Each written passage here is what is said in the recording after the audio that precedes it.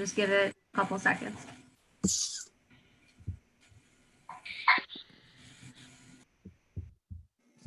Good evening and welcome to the Jersey City Zoning Board of Adjustment.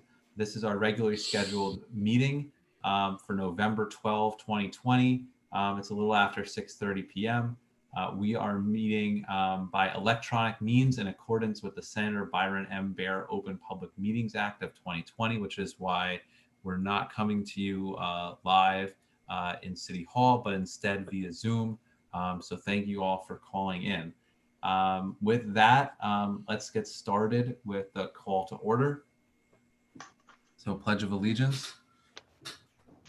Pledge allegiance to the flag of the United States of America and to the republic which stands one nation under God, indivisible, with liberty and justice for all. Thank you. Are there any sunshine announcements? In accordance with the Open Public Meetings Act, notice of this hearing was given to the Jersey City Reporter and posted with the clerk. And we have the notices to be marked. Okay, that will be B1 for tonight's hearing. Thank you. And can we please take roll call whenever you're ready? One moment. Okay, Commissioner Brown. Here. Commissioner Netchert. Here. Commissioner Rothman. Here. Commissioner McCormick. Here. Commissioner Shadid. Here. Vice Chair Donnelly. Here. And Chairman Jacobs. Here. And there are 7 present. Thank you. Can we please swear in staff? Raise your right hand to be sworn. Do you swear or affirm the testimony or comments you're about to give in this proceeding will be the truth, the whole truth, and nothing but the truth? Yes. Yes. Okay, and I see Lindsay, Cameron, Mallory, Tim. Okay. Okay. Thank you. Any correspondence? So we do have a number of cases that were listed as adjourned to the December 3rd meeting, but I could share my screen and go through that quickly. Can you see my screen? Yes. Yes. Okay. So we did rearrange the agenda a bit, and we're going to be doing this going forward. We have a section for adjournments, so cases that we know are being carried to a future date, we'll list those here. So starting with case Z20-035, that's 2737 JFK Boulevard, as listed, that's carried to our next regular meeting, December 3rd, with preservation of notice. Same as case Z20-027, that's 19 to 21 Armstrong, that's carried to December 3rd with preservation of notice. And case Z20, that's Z20-047, the address is 286 to 294 Arlington, that's carried to December 3rd. Everything else listed is being heard with the exception of the last item, item 14, case Z19-105. That's 9 Nevin Street. That is also carried to the December 3rd meeting with preservation of notice. And I didn't know, Chairman, if you wanted to go over any potential reordering of things or you wanted to hold off. Yeah, I mean, I'm thinking that if Mr. Joseph is available, I would just ask and rather than have him go after a slew of potentially other more complicated cases, just if he and his team are ready, maybe we proceed with case Z19-106, 185 Mallory Avenue, which is listed as number 13 on the agenda.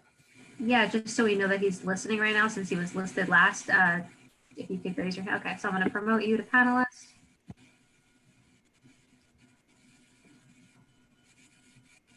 I'm switching over now.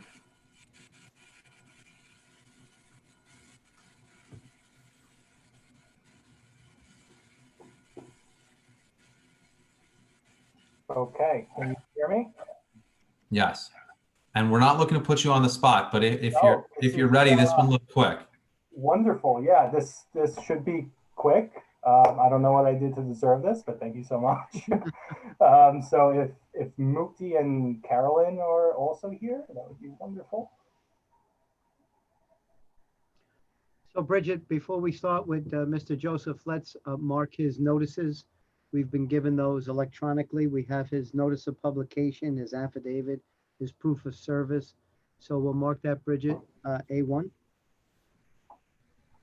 Okay, and that will be A1. This is 106, right? Yes, One for this application. yes. Yep. And Mr. Joseph, you'll agree to have your witnesses sworn in remotely? Yes, I do. Okay, great. Thanks. All right, great. Stephen Joseph of the Tromley Law Firm for the applicant. This is 185 Mallory Avenue. We're gonna go right into the architectural plans. The only thing that I do want to point out to the board is that we've been in communication with Ed at the Division of Forestry. Cameron's copied on a bunch of emails on that. One condition of this application is that we are going to be planting 2 additional street trees on Mallory Avenue.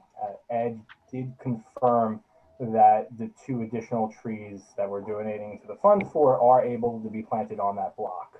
We met with the community and the council person multiple times on this application, and I think it's relatively straightforward. It's an existing commercial property that's being expanded, 2-story addition to that commercial property, adding 4 residential units. So Mukti is our architect this evening. Mukti, let's get you sworn in. Mr. Joseph, do you know if Carolyn is on the call? She should be. Charles Height is raising his hand, so I'll promote him for now in case, because like you said, this was listed last, so she may not have hopped on in time. So promoting Charles.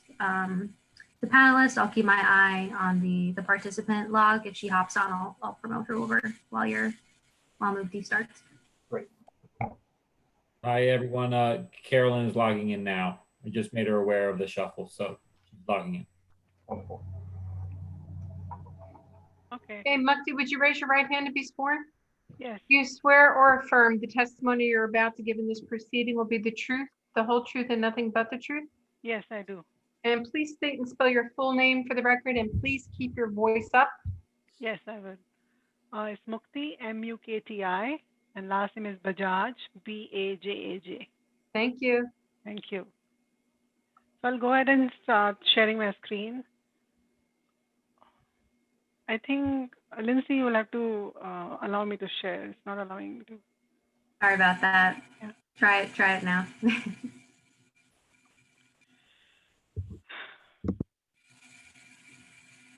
Give me 1 second. I'm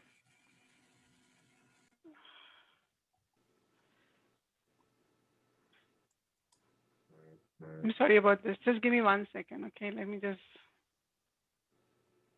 There are multiple windows open, looks like.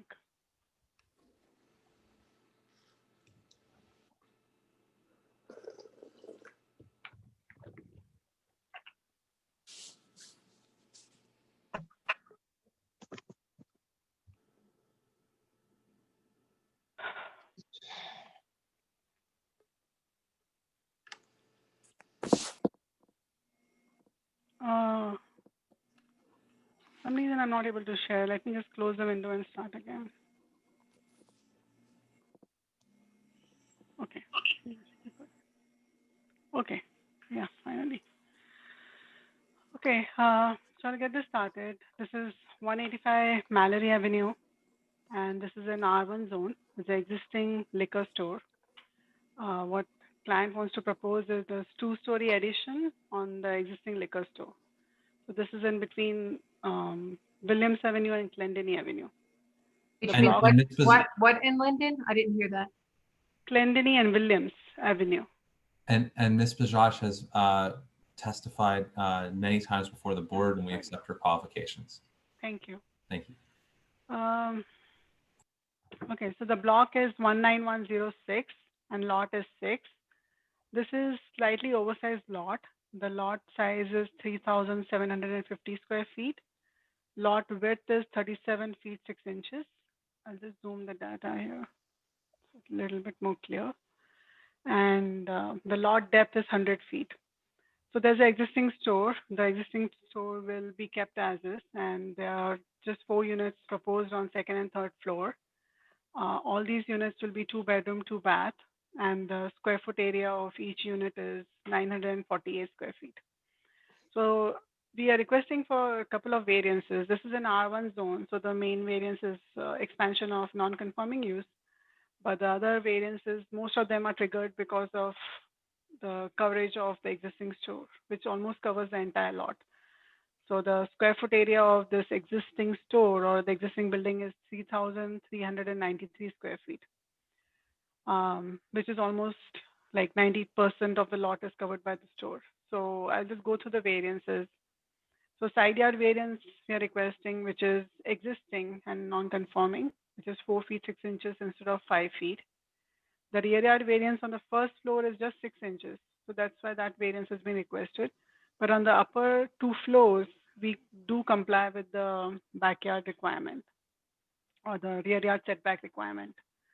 Also, the existing store, the approximate height is 13 feet. That's why there's variance for height. And that also, because of that height, there's excess of the total building height, which is permitted is 33 feet, and we have 35 feet 6 inches. Lot coverage, again, because it's existing store, everything is paved, is 100%. And the building coverage also in proportion to the store is in excess of 60%. It is 90.48%. So this is the survey, which shows the existing 1-story commercial liquor store. As you see that this covers almost the entire lot. And this is a proposed site plan where the existing store will be remaining as is, and there's 2-story addition on the top. The existing facade will be redone. All the sidewalk will be redone, and we are proposing 1 tree. We were not able to propose 2 trees because there is an electrical pole on the south west side of the property. As Steve mentioned that, per community meeting, and the client has agreed to put 2 more trees on the Mallory Avenue. This is just a utility plan. So this is the existing store. So this entire store is a liquor store. So on the southeast corner of the property, where we'll propose a main entrance for the apartments on the 2nd and 3rd floor. The entire storefront will be redone, but the main doors probably will try to keep it as is.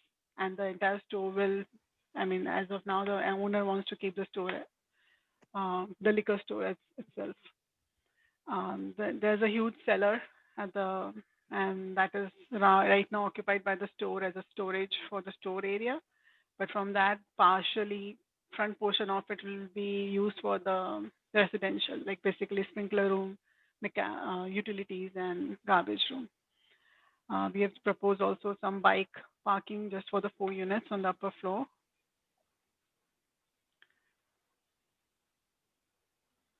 Second and third floor, basically they are same layouts. So, each floor has 2 bedroom, 2 bath, 948 square feet. And, there'll be central air conditioning installed in the units as well, and with the washer dryer.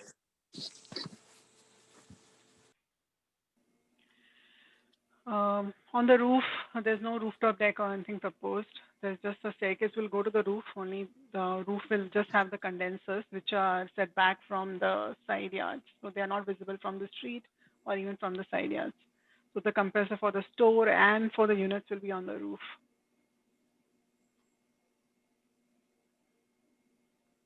So this is a proposed facade. Basically, so this is the existing store, which will be redone. There will be a new brick facade in the front. The entrance to the store will remain where it is, but they'll be all redone. And the entrance to the building is on the southeast side. We are basically just proposing a little combination of modern and traditional. So it's a red maroon brick, along with the accent features of fox cedar siding, and with a very simple cornice at the top.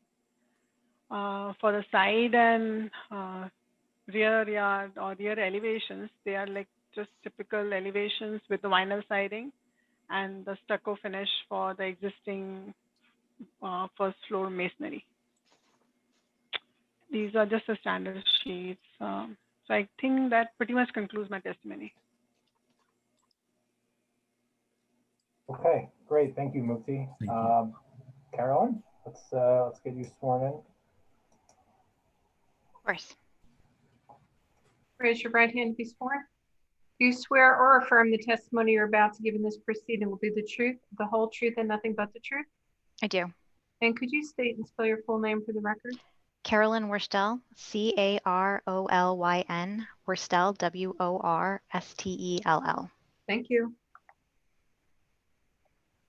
And we accept Miss Worstel's qualifications. Thank you. Yeah. Let's see. I'm just gonna share my screen real quick.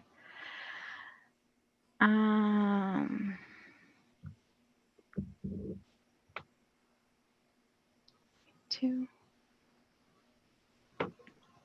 Share. Okay. So sort of just going back to this plan, as Mukti explained, we need a use variance for the expansion of this non-conforming use, as well as a couple of bulk variances, mostly related to the existing footprint of the building, as well as a height variance. This is an existing non-conforming use in the R1 district. It's a commercial retail store. So we do require a D2 variance for expansion of non-conforming use. Based on relevant case law, a D2 variance can be granted if you tend to minimize nonconformities or if for aesthetic improvements. In terms of the use variance, this project really seeks to introduce a residential use into a residential district, which is more in keeping with the R1 district itself. And it does propose to upgrade the front of the existing retail space, all new windows and the upgraded doors, upgraded signage, lighting, all of that, which will really integrate with the rest of the building, as well as I think upgrades to the side and rear elevations. Furthermore, the subject property is particularly suitable for this mixed use. It's an oversized parcel. It's about 3,750 square feet, I'm sorry, which is oversized for your typical R1 district lot. As well as the upper floors really do propose two well-proportioned two-bedroom units, which are about, I think, 948 square feet for each unit, which is a pretty decent size for a two-bedroom unit. Let's see, where are those? Additionally, the project is consistent with the character of the area around it. There are a number of other mixed uses, commercial uses, and multifamily in the area. The building right next to us, right on the corner, is a multifamily. There's a couple other commercial uses down here, and across the street there is also a mixed-use ground floor retail residential above. So the proposed mixed use is really in keeping with the character of Mallory Avenue. With regards to the building height, we are proposing 3 stories, which is permitted, and we're going up to this 35.5 feet. This building doesn't exceed the maximum height that is permitted in the R1 district. If you had 12-foot floors, you could reach a maximum height of about 39 feet. it's, each of the two upper stories are the 9 feet. Really, the additional height comes from that existing first floor, which is the 13 feet, which does exceed the maximum height for a floor in the R1 district, but it is an existing condition. The additional variances for the existing non-conforming conditions, including the rear yard setback, that's the 6 inches on that first floor. The upper floors are set back the 35 feet, which is compliant with requirements in the R1 district. The setbacks on the side yards, we're going to maintain those on the second and third floors, which does provide approximately 4.5 foot separation to the adjacent building to the north and about 3.5 foot separation to the building to the south. And that's the existing separations, and we're looking to maintain them. And windows are proposed on the southwesterly side of the building, and light and air preserved to the adjacent properties. Additionally, the existing building coverage on the subject property is that about 90%, 90.5%. That is existing condition on the ground floor. The upper floors, as said before, would be set back the 35 feet. Overall, the benefits of this project outweigh the detriments. It's a new residential use in an R1 district. It upgrades the building facades. It's adding new street trees, the one right in front of the building, as well as the other street trees the applicant has agreed to provide elsewhere on the block. The project advances the purposes of the municipal land use law. It provides adequate light and air and open space consistent with 4055D. 2C, it promotes the establishment of appropriate population densities, and it promotes the desirable visual environment through the improvements to the front facade, as well as the overall building design. Granting the variances will not result in a substantial detriment to the public good or general welfare. Project is consistent with the character of the neighborhood. As we said, there are other similar uses in the neighborhood, and we are providing the new street trees on the block, as well as new concrete curb and the permeable pavers. And the project will not result in a substantial detriment to the intent and purpose of the zone plan or zoning ordinance. Again, we're adding a residential use in a residential district, and we are providing the 35-foot setback on those upper floors. So overall, the requested variances have met both on positive and negative criteria. Thank you. Great, thank you. The only other thing I'd like to mention, just for the record, is that Commissioner Mitchell is a member of this community. We did meet with him and the councilwoman as part of this application, and he's not present tonight as one of the commissioners. And that would conclude our direct testimony. Thank you. Does anyone from the board have any questions for either of the experts? I have a question for Mukti. Mukti, is there anything that you could do on the rooftop that would mitigate radiant heat from transmitting to the apartment below and perhaps reduce their use of electricity for air conditioning? Can you give us some green ideas here? We can put a white roof. That will help a little bit. I like white roofs. Yeah. Thank you.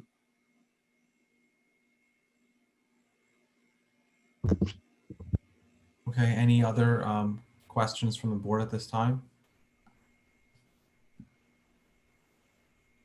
Just a quick question, and I'm not sure whether it's for the architect or perhaps even the attorney.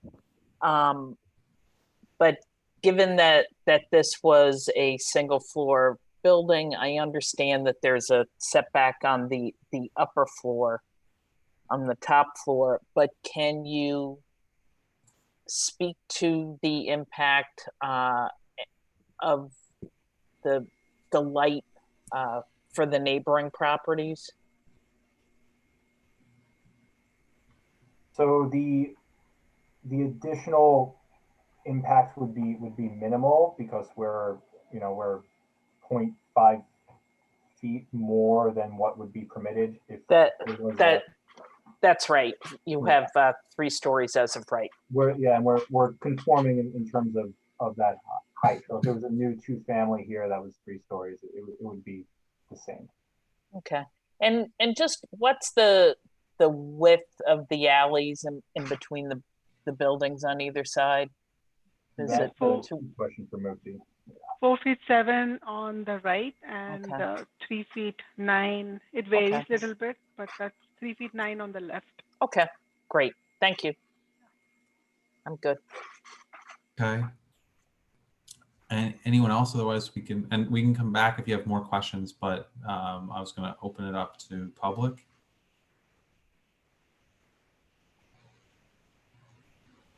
Lindsay, does it look like there's anyone? Yeah, I see a hand raised, but just for everyone else, if you have a question or a comment, you would click raise hand. If you're calling in, you would dial *9. I see one hand raised. Carlos, long name. A couple people. Anyway, I'm promoting the one hand raised to panelists. I meant to just unmute them, but it's fine.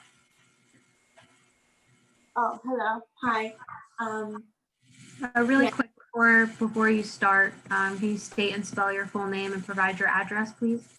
Yeah, so the owner of 183 Mallory Avenue is Carlos, Carlos, last name Lozano, Lizano, and I'm daughter Geraldi Lozano. What is your name? Geraldi, Geraldy.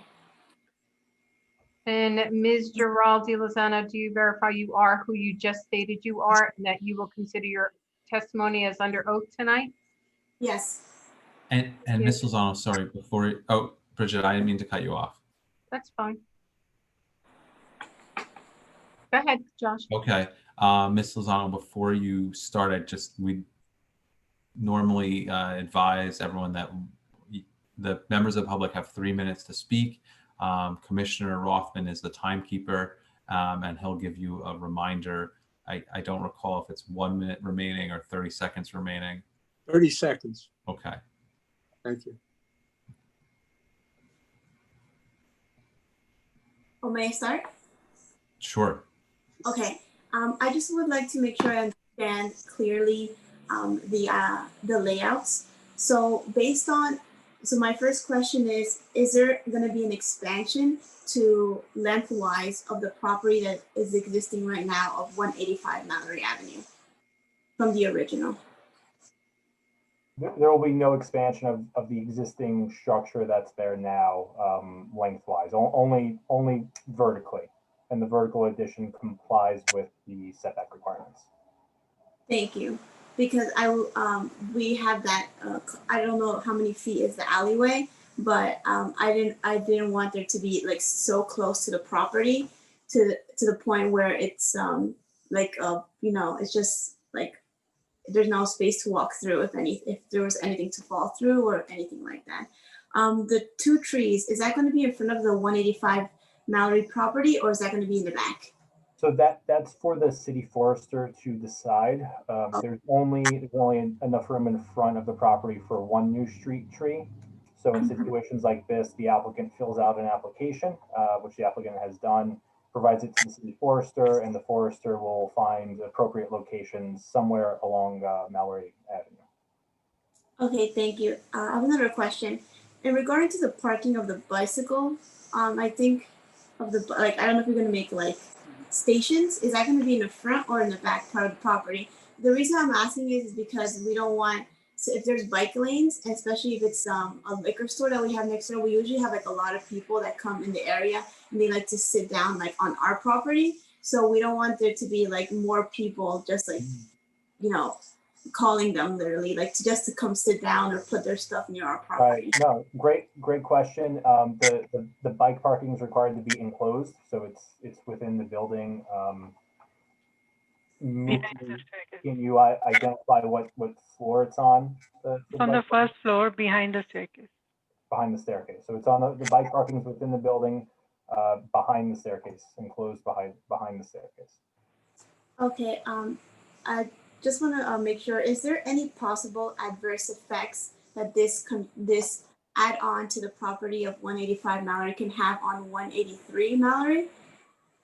So our experts have testified that we don't believe there's any substantial adverse effects to approving this application. Okay, and if we would like to be able to contact someone specifically, would we contact the name that's on the letter, Stephen Joseph, the attorney for the applicant? If that's me, yeah. Happy to. I'm sorry, I can't see you. No, it's Stephen. And yeah, Okay. you can call my office if you want to call my office tomorrow. I'm happy to give you my email address, and then we can exchange emails. I'll provide any information you need. Yes, thank you very much. I think that would be all the questions that we have for now. Great. Thank you. Great, thank you. Thank you. Thank you. Lindsay, anyone else from the public? Yeah, I see one other hand raised. Just give me one moment.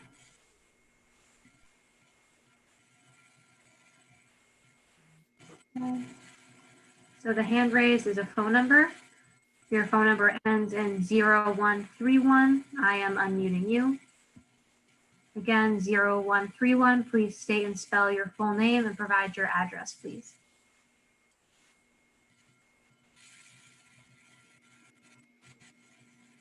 You should be able to unmute yourself by dialing *6.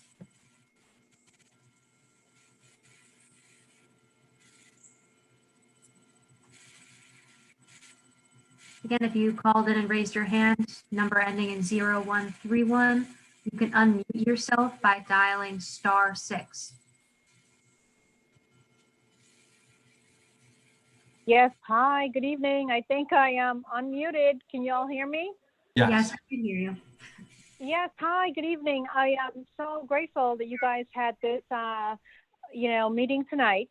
I live on Clendenny Avenue, and I am boarded by Could you Miller. please state and spell your full name for the record?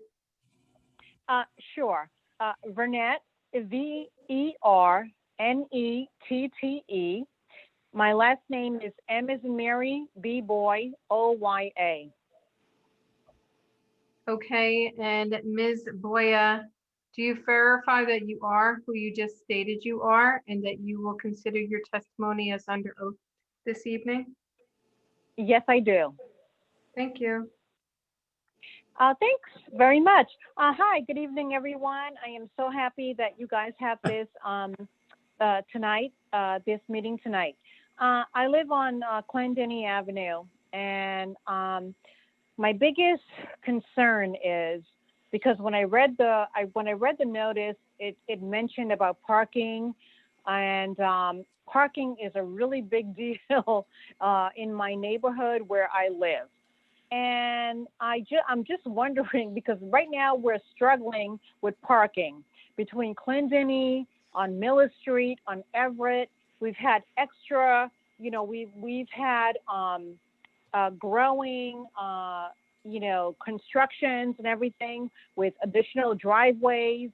But I live in an apartment building, actually, and I am a converted apartment condo owner, and it's just really kind of tough with the parking situation here.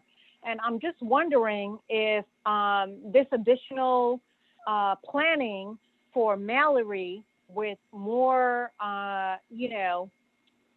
more building, what is that going to do for the parking congestion that we are currently dealing with right now? I mean, it's really tough. And so that's a really big concern. Can you speak on that, please? Sure. So we're not proposing any parking. This is the reuse of an existing building. Our experts have testified that we don't believe there's any negative adverse effects here. There's no new curb cut proposed. We didn't do a traffic study for this application. It's not required for a project of this size. If the board would like, I'm sure Carolyn could say a couple of words about parking in general. Sure. Sure, yeah. So this is in the R1 district. Typically in the R1 district, Parking's not required on lots that are less than 50 feet. Lot is, I think, 37 feet. So it's a very small lot. And additionally, we are sort of rebuilding on, on top of an existing use. So typically, if you were to do parking, you would do it, on the ground floor.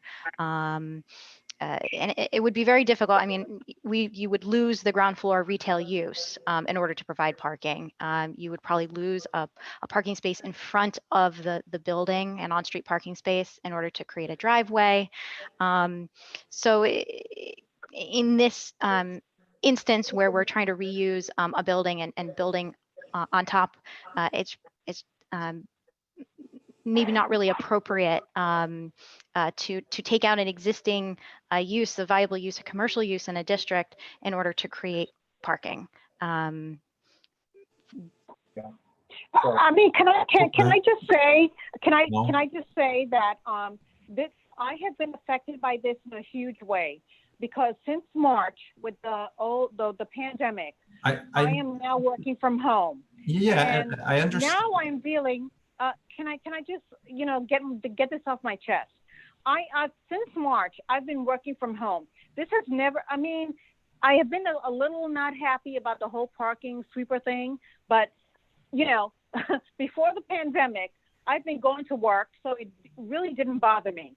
But now I'm here all the time, and I have to be like thinking about the scheduling with the sweeper and the parking, and it's just really an interfering between me and trying to coordinate with the sweeper time and my meetings and my video calls. It's been really, really tough. So what I'm concerned about is if you're going to be bringing more people and into the mix in the neighborhood, 30 seconds left, are they please. going to be using the Clendenny or Miller or Everett for parking? And is that, am I going to be now struggling even more? That's what I'm concerned about. Mm-hmm. That's a very valid point. I mean, thank you very much for raising those concerns. I think lots of people are trying to deal with what it means to be working from home. I mean, I'm working from home, which means I've been sitting in this same spot, for the past 11 hours. I haven't moved my car. I'm not going to move my car most weeks. Maybe I don't need a car. I mean, I think those are things that people are thinking about and considering. But we appreciate your viewpoints. Parking is a sensitive issue that we deal with throughout the city. Lindsay, are there any other comments from the public? I do not see any other hands raised.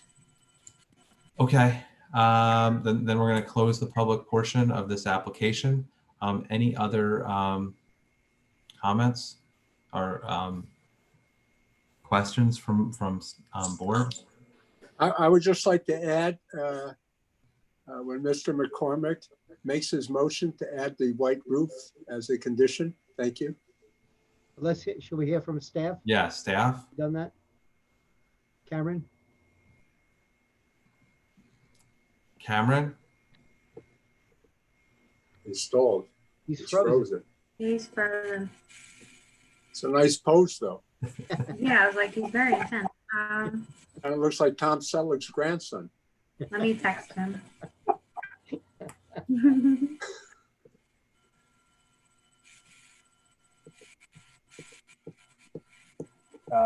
So for the record, the applicant in my office is in receipt of the staff report. The staff report contains the standard conditions. In addition to those standard conditions, we also have the condition that there be a white roof and that the applicants complete the applications and pay the fee to the forester to provide 2 additional street trees along Mallory Avenue. All conditions are acceptable, right? Correct. All those conditions are acceptable to the applicant. Okay.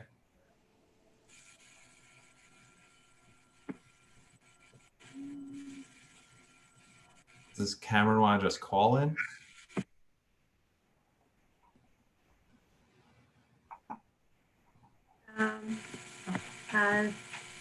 think he's figuring it out. I will say for Cameron, he did prepare a staff report that's available on the data portal, dated November 11th, 2020. Outlines the request for a D variance, the expansion of the non-conforming use. So it looks like he got kicked out of the meeting and is rejoining. So I assume when he rejoins, it'll be a little cleaner. But just to provide that background, I'm not really familiar with the project, but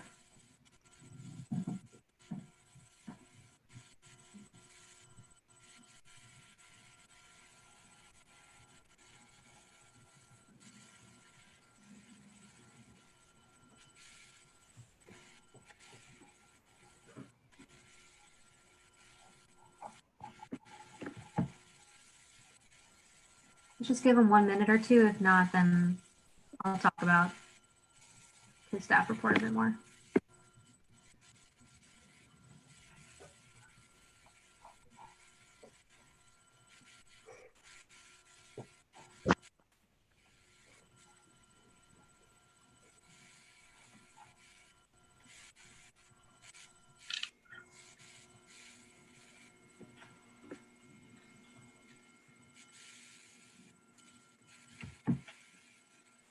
Does anyone have questions for staff so that we can Yeah. potentially think about them for Cameron? Yeah.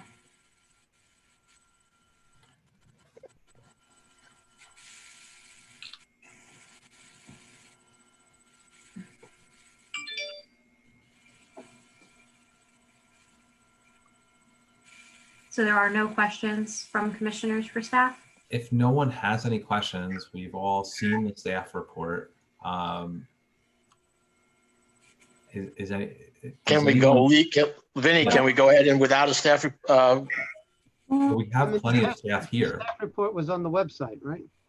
I guess just to have, sorry, I don't want to talk over anyone, but just to have something from staff comment, I'm just going to read from his report under staff comments. Stated that it's staff's opinion that the property at issue can be expanded. This is a D2 variance for an expansion of a non-conforming use without a detriment to the zone plan or to the public's welfare, thus meeting the positive and the negative criteria. The expansion of the non-conforming use will create a mixed-use building with larger units, and the applicant has remedied aspects of the property, including the street tree requirement. So staff recommends approval with the conditions provided in Cameron's report dated November 11th, 2020. And if anyone has any questions. And the additional condition that was made tonight with the white roof. Yes, thank you. All right, so we're all clear. We can I make a motion Yeah, now? you want to make a motion? Go for it. Yeah.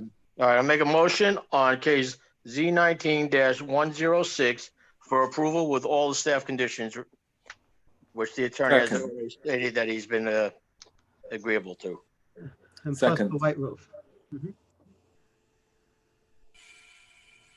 There was a second. Ahmed. Yes. Thank you, sorry. All right, Commissioner Brown, Yes. Commissioner Netchert, Lucas. Yes, sorry, I froze for a second. I'm here. Commissioner Rothman, Yes. Commissioner McCormick, Yes. Commissioner Shadid, Yes. Vice Chair Donnelly, Yes. and Chairman Jacobs. Yes. Motion carries, all in favor with conditions. Looks like Carmine's will be getting more customers. Sorry, Cam. Think so. Thank you. Thank you. Thank you. Thank you. Good luck. Maybe Carmine, that's there you what are. It's unbelievable. Unbelievable. Okay, so we're gonna proceed, and if you want to pull up Mr. Harrington, I guess I would ask the Connell Foley team. I'm happy to proceed in order. And Tim, I hear your notes that case Z20-004 shouldn't be that complicated, but I leave it to them if they want to instead proceed first with case Z20-069, which is just change in facade. So 2nd Street. That's Yeah, all sorry. he's asking. Yeah. I just promoted Chuck over, so. Yeah, I'm sorry. I heard some of that. Yeah, if we could, I agree with Tim. I mean, I think this should be pretty quick, not Okay. that complicated. If you could also promote Patrick Conlon, because he's going to share the screen for our architect. Excuse me, Mr. Chairman, can I please have the case number here again? Sure. I think we're starting with case Z20-004. The address is 161 Van Wagenen Avenue. Okay, thank you. Mr. Harrington, we've looked at your notices, your proof of publication, your affidavit and proof of service, and Bridget will mark that as A1. Okay, this will be A1 for this application. Mr. Harrington, you agree to have your witnesses sworn in remotely? Yes. Great. Okay, so thank you, Charles Harrington of Connell Foley, on behalf of the applicant. Before you tonight is an application for site plan amendment. This application was the project was previously approved in April of 2019, so about a year and a half ago. Some of the commissioners may recall the application. It's on Van Wagenen, right next to the path cut. So right next to the fence as you're coming out of the tunnel or going into the tunnel into Journal Square. So it is a 13-story building with 124 residential units. And just for the record, the agenda notes 13 affordable units. We increased that to 18 as part of the last approval. So there will be 18 affordable units within this project. In short, the building, height is not changing from the initial approval. The building count is not changing. We are making some minor facade changes. That's why, we're back here, and some tweaks to the building. We are asking for a variance with regard to the number of stories, because we're proposing a small mezzanine area. You'll see it within the parking area. And the land development ordinance now defines any mezzanine area, regardless of size, as a story. So that will technically make this building a 14-story building instead of a 13-story building. But the building has not changed whatsoever in bulk. With that said, I have Ted Hammer was the architect of record for the first approval. He's going to take you through the changes, and then Charles Height will just address the story as well. And that's going to hand it over to Mr. Hammer, if I will. Would you raise your right hand to be sworn, Mr. Hammer? Do you swear or affirm the testimony you're about to give in this proceeding will be the truth, the whole truth, and nothing but the truth? I do. Thank you. Just state and spell your full name for the record. My name is Theodore Hammer, Hammer. Thank you. And as I noted, Mr. Hammer was qualified and accepted as an expert in architecture in the first approval. And I'd offer him again. And Mr. Hammer, we continue to accept your qualifications. Thank you. Thank you. Okay, Ted, if you want to take it away. Absolutely. So you'll recall the site is a long, narrow site. On the north side, we face Bath. On the east, we are on Van Wagenen. The only changes that we've made is, as has been noted, we put a cellar storage area on the west side of our building, since it's the ground sloped, and we thought it would be useful for the tenants. And we've added a mezzanine because we have an extra high first floor that has triple stackers for our 39 vehicles. And can you turn to that sheet so that the board can see what you're referring to?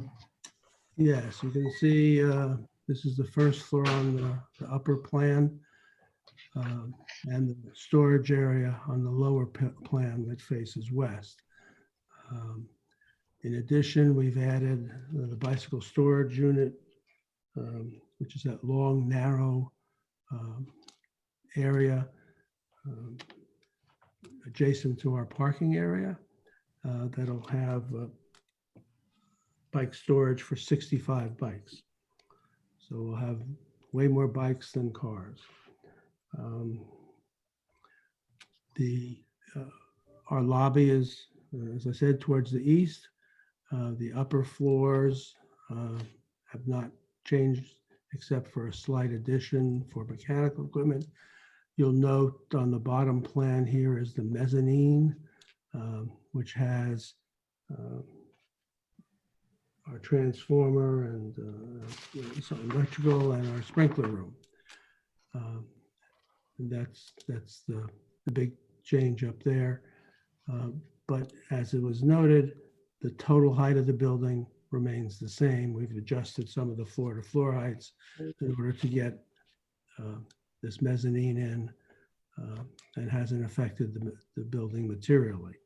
And Mr. Hammer, the total height of the building is 141 feet, correct? Yes, that hasn't changed. Okay, and I just note that, commissioners, because the prior resolution has a typographical error. It says 131 feet. That was measured up to the 12th floor. It didn't include the amenity level floor. That was counted as an additional story. So I just wanted to, clear that up so that everybody's on the same page. This shows the east elevation and the north elevation. The materials have remained the same, except for the lower portion where we had originally stucco with a little bit of stone. We've changed that to a ground split face block to give it a more elegant look. Not a big fan of stucco. You can see the east elevation. If you recall, the corners of the east side and the west side are cut back and have balconies to give it some character. The front elevation has a lot of glass, with the lobby being virtually a two-story lobby. So we think it'll be people-friendly, pedestrian-friendly, facing Van Wegenen. And as I said, the only change in material has been the lower portion, as you can see. These are concrete masonry units. And we have a material board if you'd like to see that. We have passive louvers facing the railroad on the north.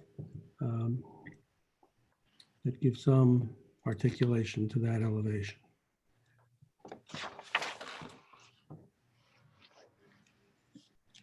That's the Cliff Notes version. We lost the One on the plan. material board. I'm sorry, repeat. Who just said that? That was Patrick. I said I'm just pulling up the material board. Sorry. So the brick is a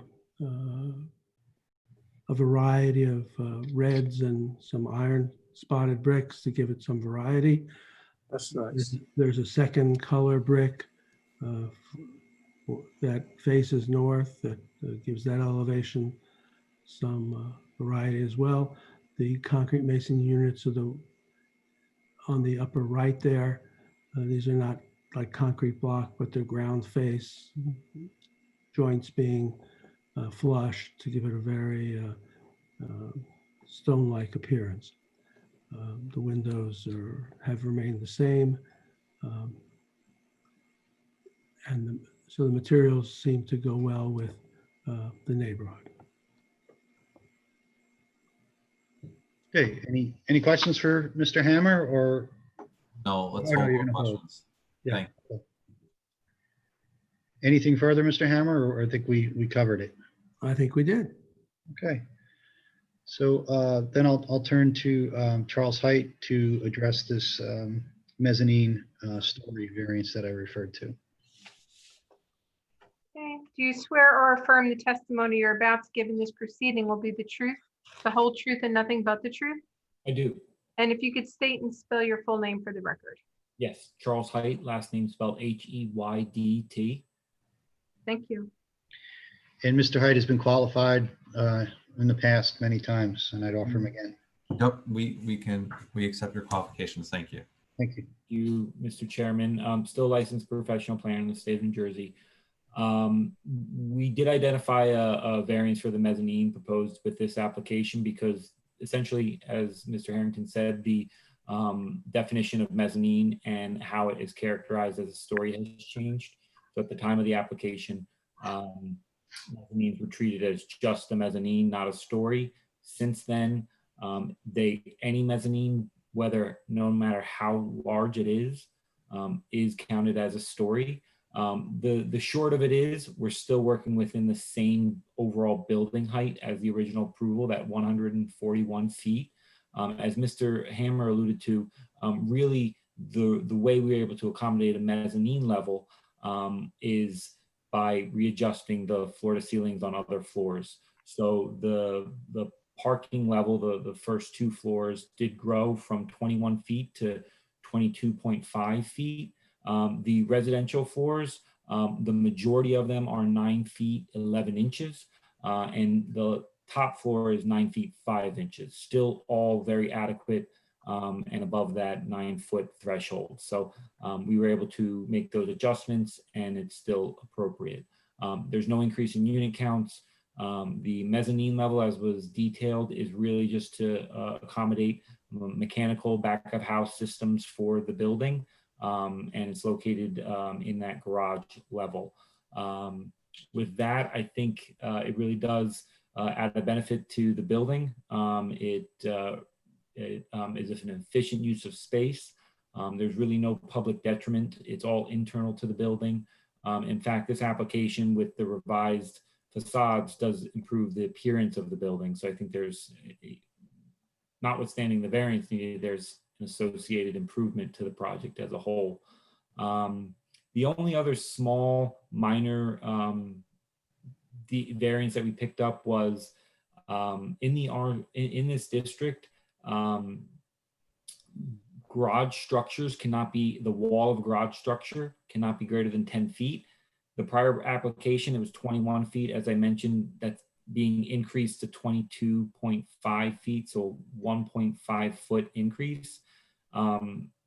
Just mind you, this property, if you don't remember from the prior application, does run along the railroad path. So much of that exposed elevation is along a railroad right away.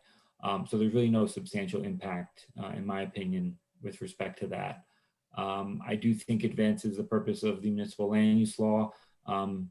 Everything that, all the benefits from the original application, redeveloping the property appropriate, the particular suitability about the proposed multifamily use still applies. So I do think it's appropriate density. It's an efficient use of space with the mezzanine level. And with respect to the negative criteria, I don't think there's any sort of substantial public detriment because there really are no impacts to the public. And with respect to the impairment to the zone plan or zoning ordinance, everything still holds true from our prior application with respect to the use variance. And really this is just part and parcel a subsumed variance request under that use variance. Okay, that completes our presentation. Okay, thank you. Anyone have any questions? Lindsay, any public? I don't see any hands raised. Okay, then we're going to close the public portion of this application. Staff, any comments? You can see my staff report dated today. Basically echoes the previous application, which was handled by Erica Baptiste, and enhances upon it the different changes they made for the site plan amendment. Otherwise, I think the changes were displayed well and they speak for themselves. And that the previous conditions in Erica Baptiste's staff report continue through this site plan amendment and they're adhered to. Otherwise, I have no further comment. Okay, thank you. Does anyone have any questions at this point for any of the experts or staff? If not, does someone want to make a motion? We're on mute, Rich.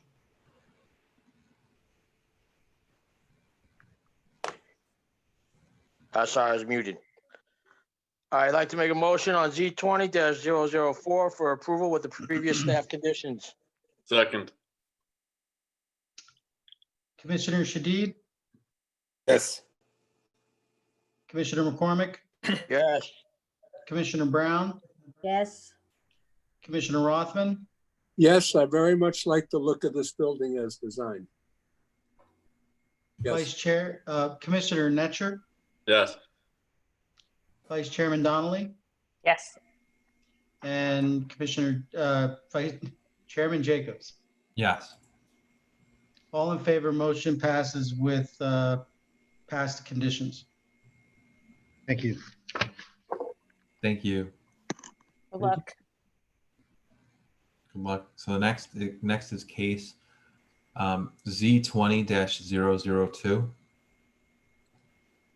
And Mr. Harrington, this was, I know these are all Connell Foley. So my question was if you wanted to proceed with case Z20-069 first, which is the 369-371 2nd Street. But maybe you'll tell me that all of these will be relatively quick. Yeah, I think they are. So Mr. Nadell has been handling the next case on New York Avenue, and I think he's been successful in meeting with the community and getting their support. So I'm going to let him start, go forward with his, and I believe, you know, my case, the administrative amendment should be very quick as well. Okay. So Mr. Harrington, if we're going with Z20-002, we've looked at those notices, your affidavit, your proof of publication. Bridget will mark that as A1. Well, Okay, I'm going to this will hand it be off. A1 for this application. And this is the address is 134 New York Avenue. Correct. And I'm going to hand it off to Mr. Nadell. He's going to present this one. Hi, Mr. good evening. Nadell, you'll agree to have your witnesses sworn in remotely? Yes. Great. Thank you. Go ahead. Actually, before we start, could I just confirm on the record that this project is in my neighborhood, but I do not believe that I'm within the notice radius. I just don't want there to be any concern or objection after the fact. Mr. Nadell, does your client have any objection to Vice Chair Donnelly participating in this application? No, and your name did not appear on the 200-foot list. Right. I think maybe I'm in 600 feet, but okay. Very good. Thank you. So our architect is here, and I see Charles Height and Ed. Great. So we have everybody. Good evening. Ben Nadell from Connell Foley, behalf of 76 Hutton JC LLC. The property this evening is 134 New York Avenue, block 4504, lot 6. The applicant is seeking minor site plan approval and D-variance relief. Property is located in the R1 zone, presently improved with an existing 3-story, 4-unit multifamily dwelling. The applicant is proposing to demolish the existing structure and to construct a new 4-story, 4-unit multifamily building. From a historic standpoint, the applicant obtained a determination of significance back in September of 2018. Historic Preservation Commission determined the building does not possess enough significant integrity to warrant its preservation. We marked the affidavits. We did receive a report from city planning today. Reviewed that with the applicant and our professionals, and we're ready to address those comments. I would just like to introduce now our architect, Alexander Hughes, who has appeared before you. And if the board would like us to qualify Alex again, I am happy to do so. I just don't remember. I'm sure, Mr. Hughes, you have come before us, but I mean, if your license is current and you're licensed in the state of New Jersey, then we accept your qualifications. Yes, Let me get that on under oath. Would you raise your right hand to be sworn? Do you swear or affirm the testimony you're about to give in this proceeding will be the truth, the whole truth, and nothing but the truth? I do. Please state and spell your full legal name for the record. My name is Alexander Lawyer Hughes, and that's spelled LOYERHUGHES. And now you can answer that question under oath. Yes, I'm a licensed architect, NCAR accredited in Washington, licensed in New Jersey, New York, Connecticut. You're going in and out, sir. I can't understand you. I'm sorry, can you hear me well now? I heard you say I'm a licensed architect. Licensed, and after that, you went in and out. yes, licensed architect in New Jersey, New York, Washington, D.C., and Florida. And Mr. Hughes, I do remember you. I think that I didn't recognize the beard. Probably it's we all need a haircut, I believe. Yeah. Yeah. So thank you. So I take this opportunity to walk you through the project and explain the context. I'm going to share my screen in order to do so, if that's okay.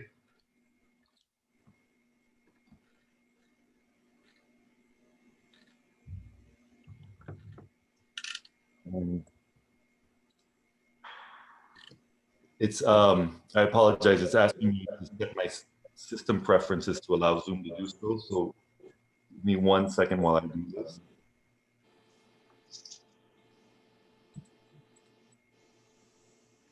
And I'm going to try to share again. Hopefully this will work. Please let me know if you can see my screen. Alex, we can see it. Perfect, perfect.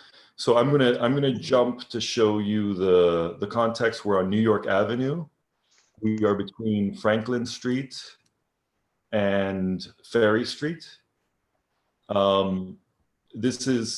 It was a cute little building. I thought it was of historic value. Unfortunately, it's vinyl plastic and it's OSB and it's falling to pieces. So unfortunately, it does not have any historic value. It's currently a 4-unit building with a unit underground in a basement and a walk-up situation. The building is very precarious and it seems safer to take it down. What we're trying to propose, the lot is 25 by 100, so we have 2,500 square feet.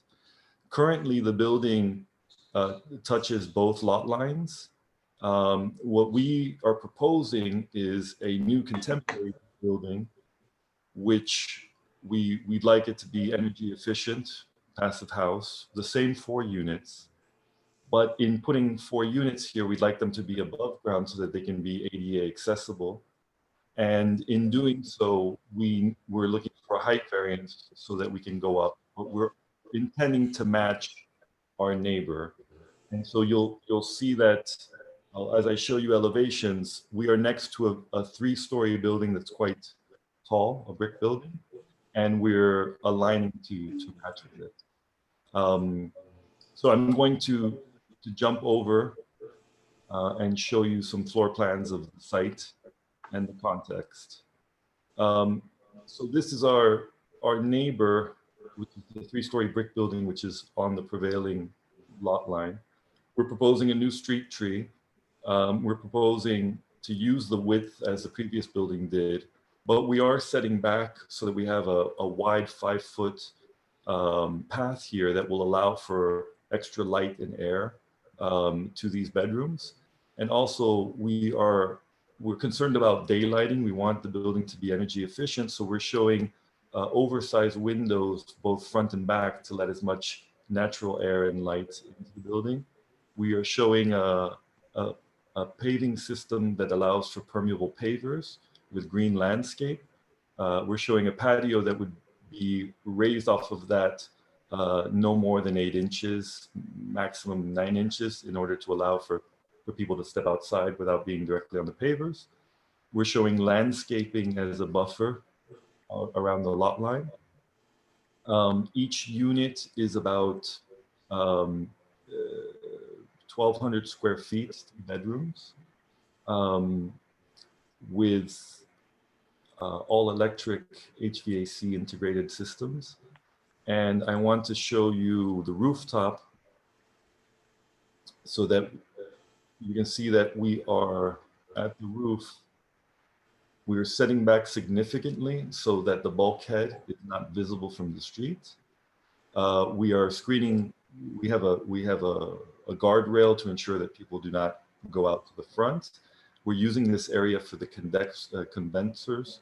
We'd also like to have passive house ventilation, so we'll have our VF or VRF heat exchangers here, masked off by landscaping, and then a panelized roof deck system above for the residents to access.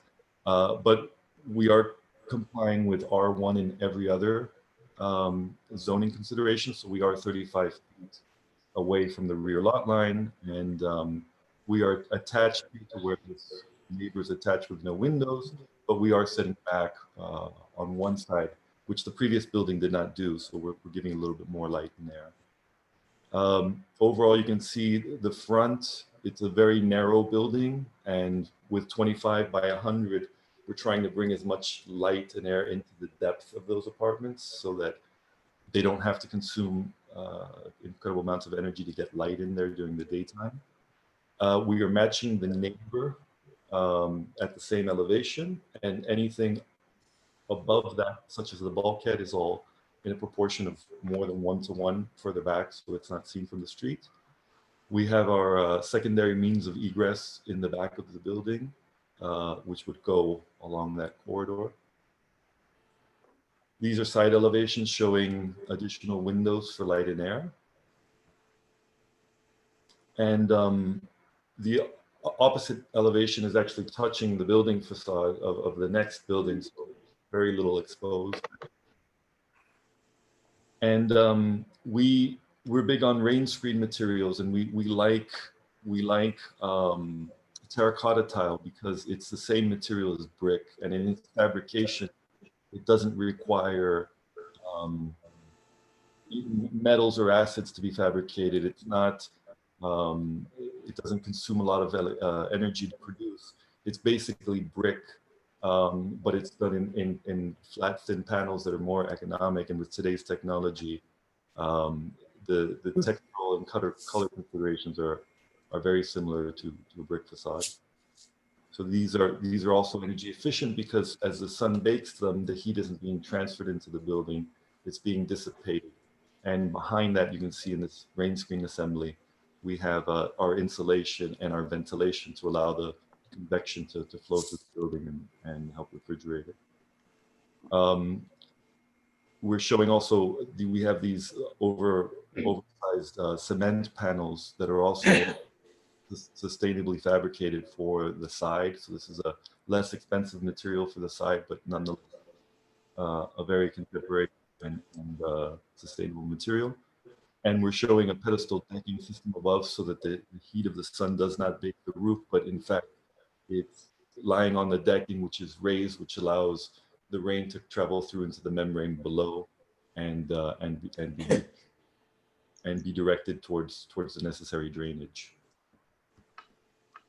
And it's a small building, and that pretty much summarizes the overview of this. We're proposing a street tree, I must add, and obviously new new surface area around the entire lot, and that's that.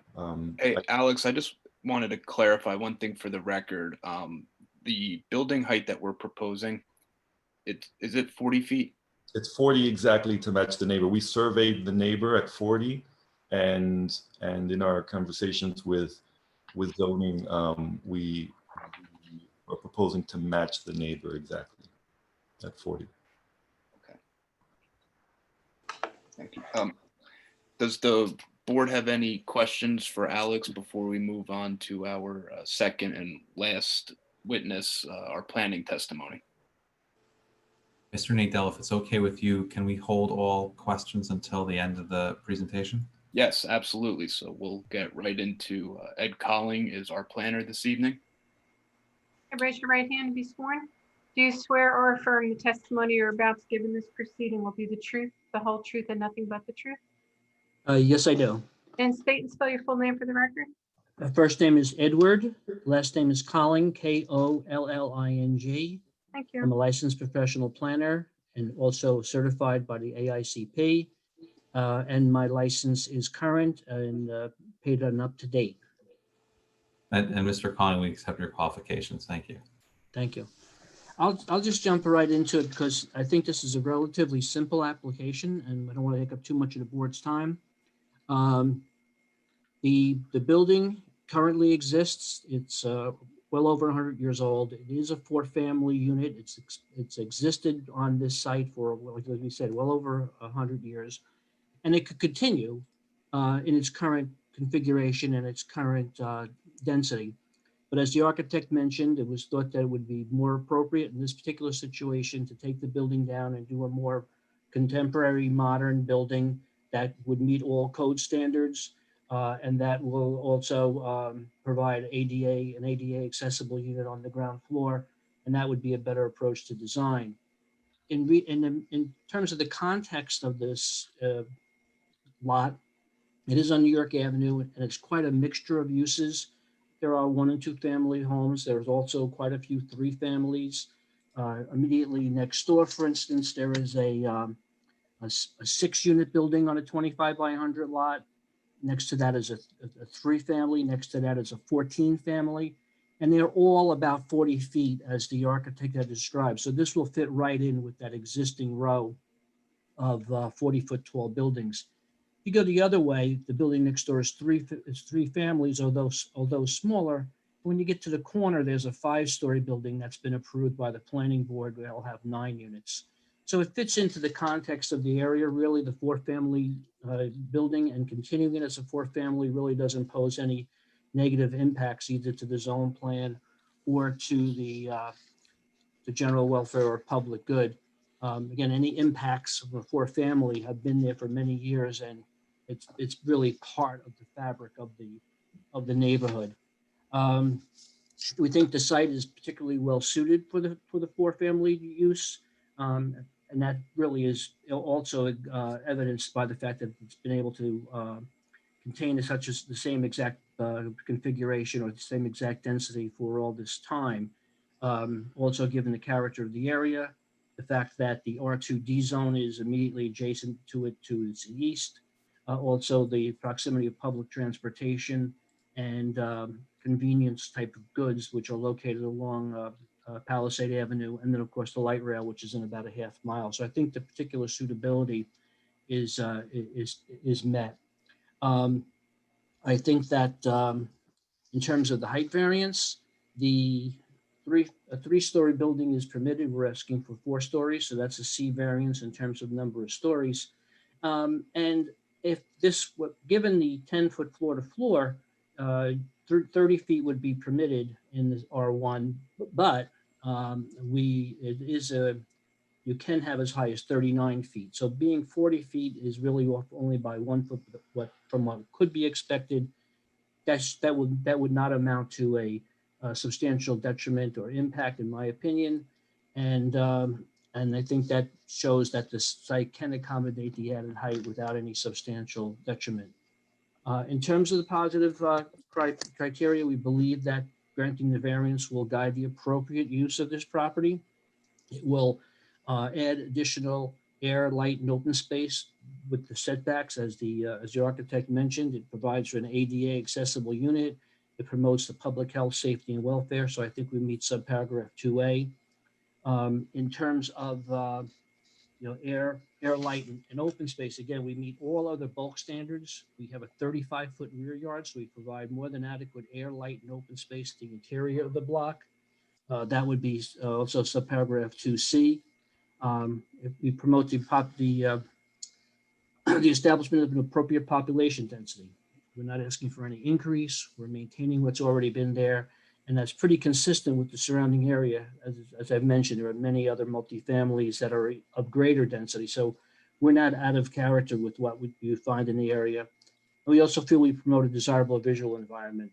The older building, although I think the architect used the word cute, it is a bit old, it's dilapidated, it's tired, and this is a new, modern, attractive building meant to be energy efficient, and I think that promotes 2I as well.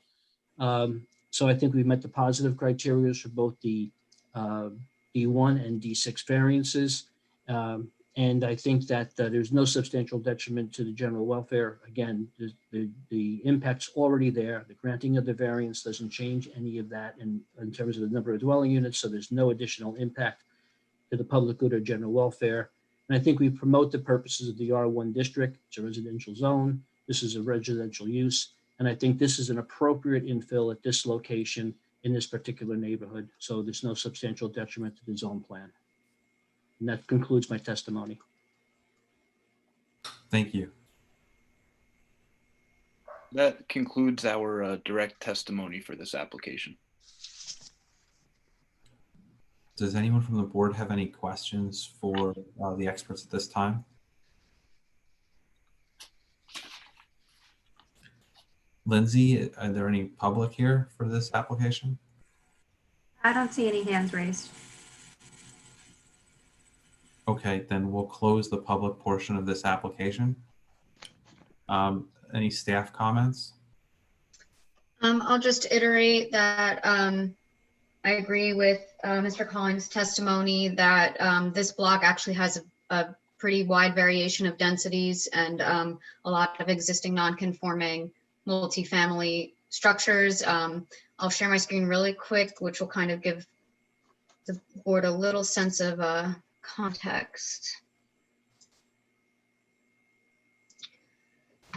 So this is just, for the record, this is a Google Earth Street view looking at the property. So in the forefront of my screen here would be 134 New York Ave, and the proposal is to meet the height of the existing 136 New York Ave. And this is then a stretch of 3 buildings that have a matching height, and these are also 3 multifamily buildings immediately adjacent to this property. So this is not out of context. It's not, it's not in a overabundance of density. As stated, there's been 4 units on this property for a very long time. So I don't think that there's really any basis for substantial detriment to the neighborhood or the public welfare or safety. I do agree that improving the coverage on the lot from existing by adding a little bit more permeability and bringing a sustainable building to the neighborhood is good design and promotes both the intent of the zone plan and the MLUL, as well as I think this establishes appropriate densities as within purpose E of the MLUL. So with that, the only thing I did want to clarify is there was an area in the back of the property on the plans labeled as deck. Just to get specific about wordage, we define deck and patio very specifically in the LDO. So I'd just like to clarify with the architect that this meets the definition of a patio and not a deck, in that it is less than 1.5 feet high. Yes, it'll be directly mounted on the permeable paver, and we're thinking a 6 to 8 inch beam with decking directly on top. So I believe it should be 8 to 9 inches off the floor. Okay, I just want to clarify that, because if it is defined as a deck, decks are subject to bulk setback requirements. So that would be subject to the rear yard setback, but this is in fact a patio. So I just want to make that clear for the record and for the board that there is no rear yard variance here. So with that, I don't have any other comments. Staff sees the positive and negative criteria being satisfied in this application, and we would recommend approval with conditions that were listed in the memo that was shared with Mr. Nadell earlier today. And if the board has any questions for me, I'm happy to answer. And Mr. Nadell, those are all okay with your client, right? Yes, we will comply with those conditions. Thank you. Okay. Thanks, Mallory. Does anyone have any questions? If not, does anyone want to make a motion? Make a motion on case Z20-002 for approval with staff conditions. Second. Okay, Commissioner Brown, Yes. Commissioner McCormick, Yes. Commissioner Rothman, I'm a yes. I just want to add for the record, I think this is an awesome design. I love the structural elements. I love the green elements. And one of the benefits of working at your desk at home is on my other computer, I can Google people. And I want to tell Mr. Hughes that I remember his partner Kareem from when he made a splash years ago with some very creative and innovative consumer products. Thank you, sir. Appreciate it. Thank you. Welcome. Great job. Commissioner Netchert, Yes, and I too love the design and the green elements. Good, awesome building. Thank you. Commissioner Shadid, Yes. Vice Chair Donnelly, I love it. On the smorgasbord that is New York Avenue, this is going to be a star. No, I love it. I love the light and air. I love so many of the elements. So Thank you. thanks. and Chairman Jacobs. Yes. So Okay. good luck. Motion carries all in favor with conditions. Good luck. Yeah, good luck with it, man. Good luck. Thank you. Thank you, everyone. Have a good evening. Thank you too. Thank you all. Bridget, do you want to take a break or you want to push on? We've been promised that the next one's going to be quick. So no pressure. Okay, we'll do Z20069. I'm with you. Z20-069, address 369-371 2nd Street. But really, if anyone wants to take a break, we should. Let's all just move forward. Fine. Okay, no pressure. Clock is ticking. For the record, Charles Harrington of Connell Foley, on behalf of the applicant, there were notices in Yes, connection with this. I say that those be marked. Yes, we've reviewed those, your affidavit, your proof of service, your notice of publication. Bridget, we'll mark that as A1. Okay, this will be A1 for this application. And again, Mr. Harrington, you agree to have your witnesses sworn in remotely. Yes. Great. Okay, so what we're here tonight for is administrative amendments for some changes that were made to this project that was approved to the board. This, as a kind of a little bit of a background, this is what the former Latin Lounge property, some of the board members might remember, we were before you 3 years ago.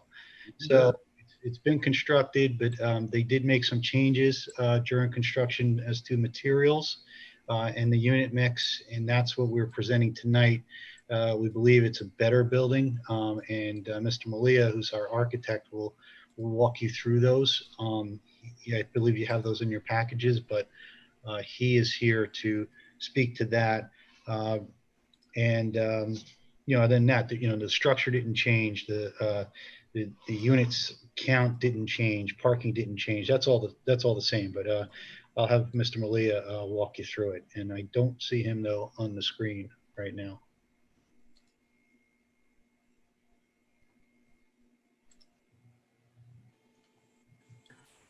Promoted them to panelists. If there's anyone else. No, that's it. It's only Mr. Malia.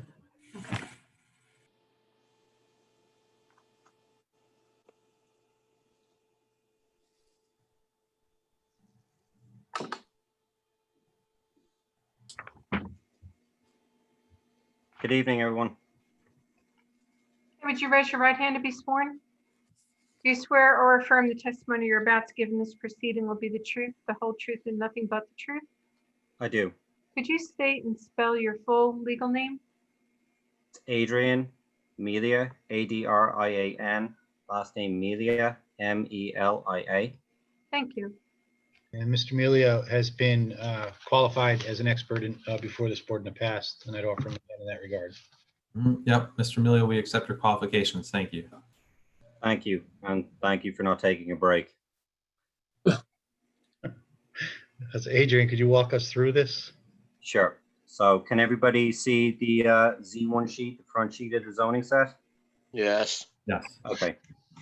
So as usual, when we present amendments, we have them done side by side with the originally approved application. So they're all listed on the front sheet, and I'll just run through it quick before I run through the set, just so I touch on everything.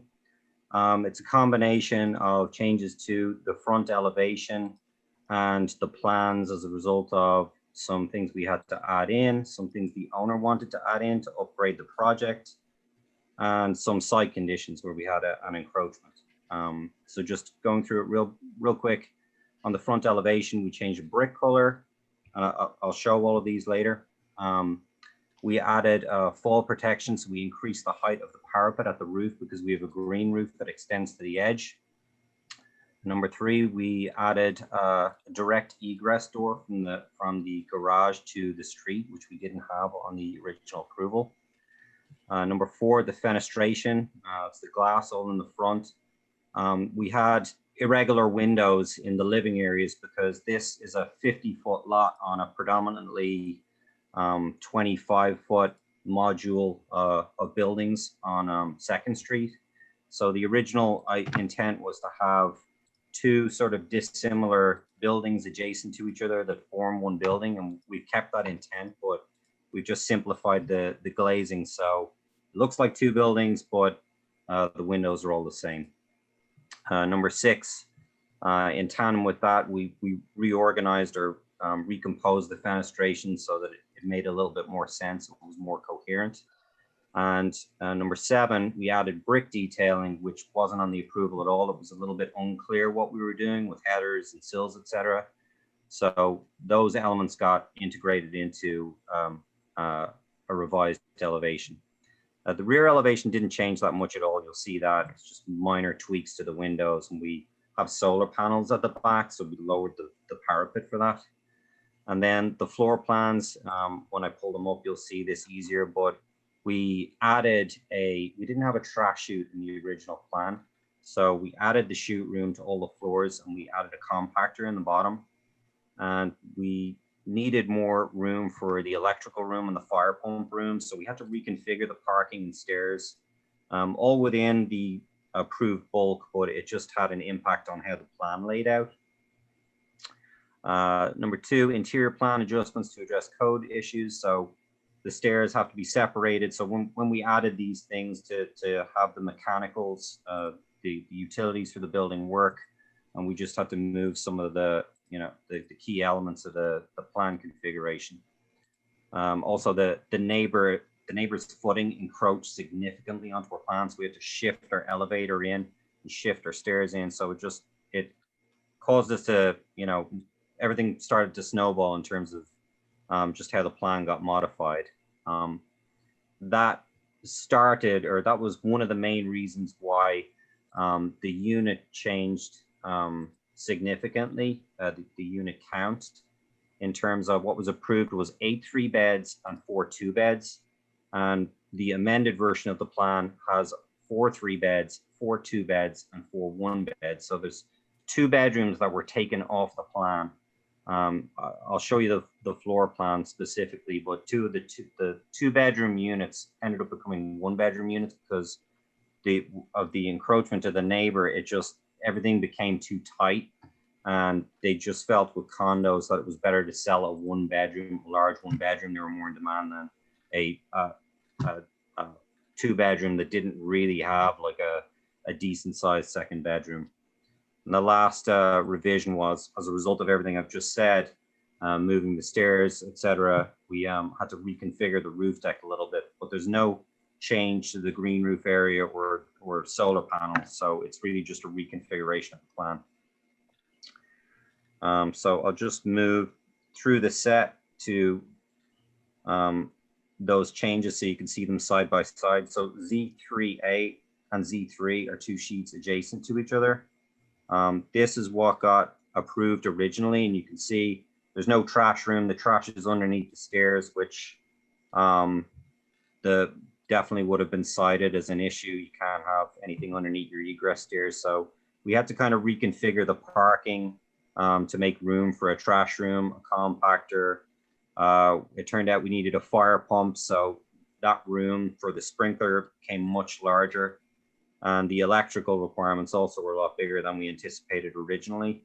And you'll see that on the amended plan. Here's our trash room with our compactor, our fire pump room, and our electrical room that's sitting right in the middle of where we had parking. So everything had to kind of get massaged around to make this work and still maintain the 9 spaces that we got approved and have them all compliant. So there's no tandems or anything, but the plan did have to get adjusted with the stair configuration to make sure that the parking stayed as approved. Also, the original approval, it had this light, which is probably more of a security light than a decorative light. So we upgraded the light fixtures to a more appropriate decorative light on the front facade.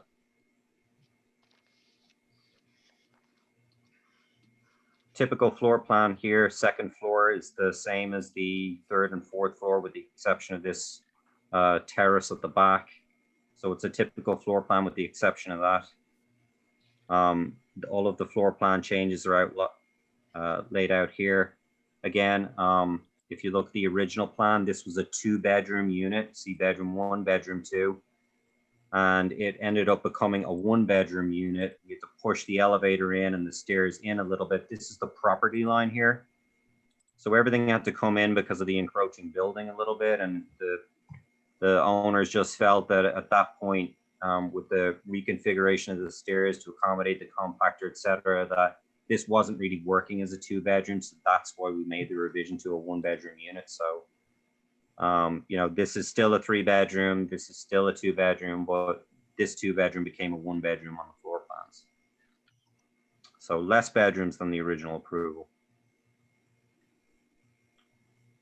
The roof plan, this was the original approved plan. We had a solar array and deck area, and it's still that way. There's no change to the green roof, but in reconfiguring the stairs, to accommodate the trash room in the center, etc. We just had to reconfigure everything. This section of deck area ended up becoming a mechanical area. So we're just moving things around, but they didn't get closer. They're still within the setback.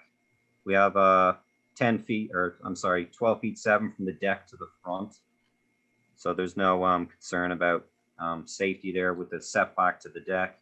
They're all off the street. This is the street here. That's the extent of the changes to the plans.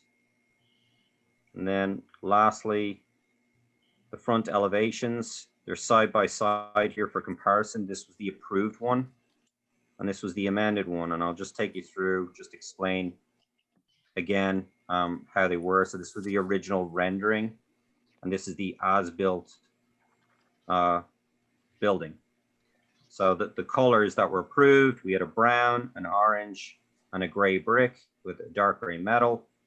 And those are revised to a brown, an orange, and a red brick with a dark gray metal. So one of the colors changed. Things moved around quite significantly, but just to reiterate again, like the intent was to have the scale match the surroundings of these 25-foot buildings, even though it's a 50-foot lot.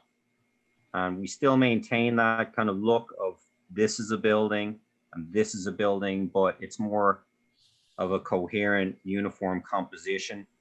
This is a 3-bedroom in the front, and if you sit in your living room, you've got 2 different types of windows that you're looking out of, and so we revised it so that, you know, it's uniform in appearance from not just the outside, but the inside also. The original drawing didn't have any detailing of what we were doing with sills or headers. Now we know better, of course, as to planning, they're going to ask us to present all of these details, but we added those in. We got soldier courses and reveals on the brick and things come in and out. So it's more visually appealing than this kind of flat facade that we presented originally. It definitely, you know, we're here after the fact, I understand, but in asking for forgiveness as opposed to permission, we hope that the board see that, you know, this wasn't a value engineering exercise.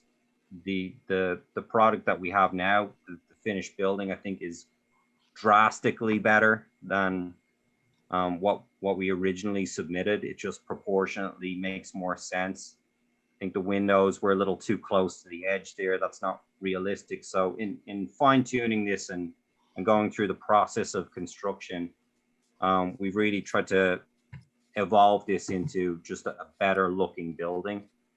In terms of materials, like this ACMs is the same price, if not more expensive than brick. So, you know, I really hope that the board see that this isn't any attempt to kind of save money or do a bait and switch, because that is not the case at all. Again, here's the garage access door that we did not have on the entry. And that's pretty much it. They're all listed here. I've said them a couple of times now, but one brick color, the addition of the parapet, we had to increase the height here because there's green roof. So for fall protection, the parapet had to be, you know, 4 feet above that. The direct egress, I explained. The fenestration, I explained. We just wanted a more uniform look to the facade, especially with one unit across the front. They have all these different windows in their living room. Replacement of the opaque transom. So, you know, there's all these elements that are kind of odd that needed to be sort of made more consistent across the facade and more coherent.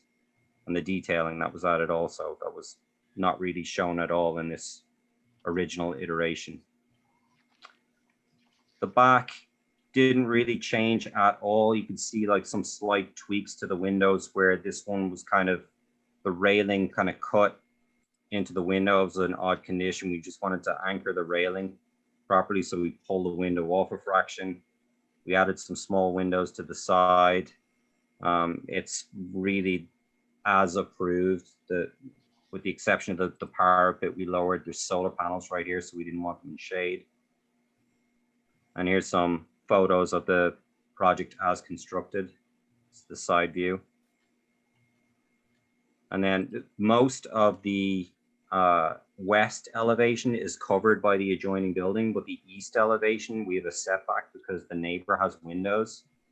So these are the approved and amended elevations side by side. So we didn't actually have a door or any kind of access to our 3 foot setback here. There's a little area out here. So just for maintenance, we added a door and a garage exhaust louver as well was added. Wasn't on the original plan at all. And that's really it. So just in summary, you know, the changes were predominantly, I guess, upgrades, I would call them, to like the addition of the trash room and the utilities kind of forcing us to move around the parking and move around the stairs, just kind of forced us to reorganize the plan. And in taking another look at the elevation, I think there was improvement that could have been done with the clarity and coherence of the composition. So it meets the same intent of creating two buildings on this 25-foot scale, but they're not drastically different. They sort of relate to each other. So I think that the spirit of what we were trying to achieve is still there.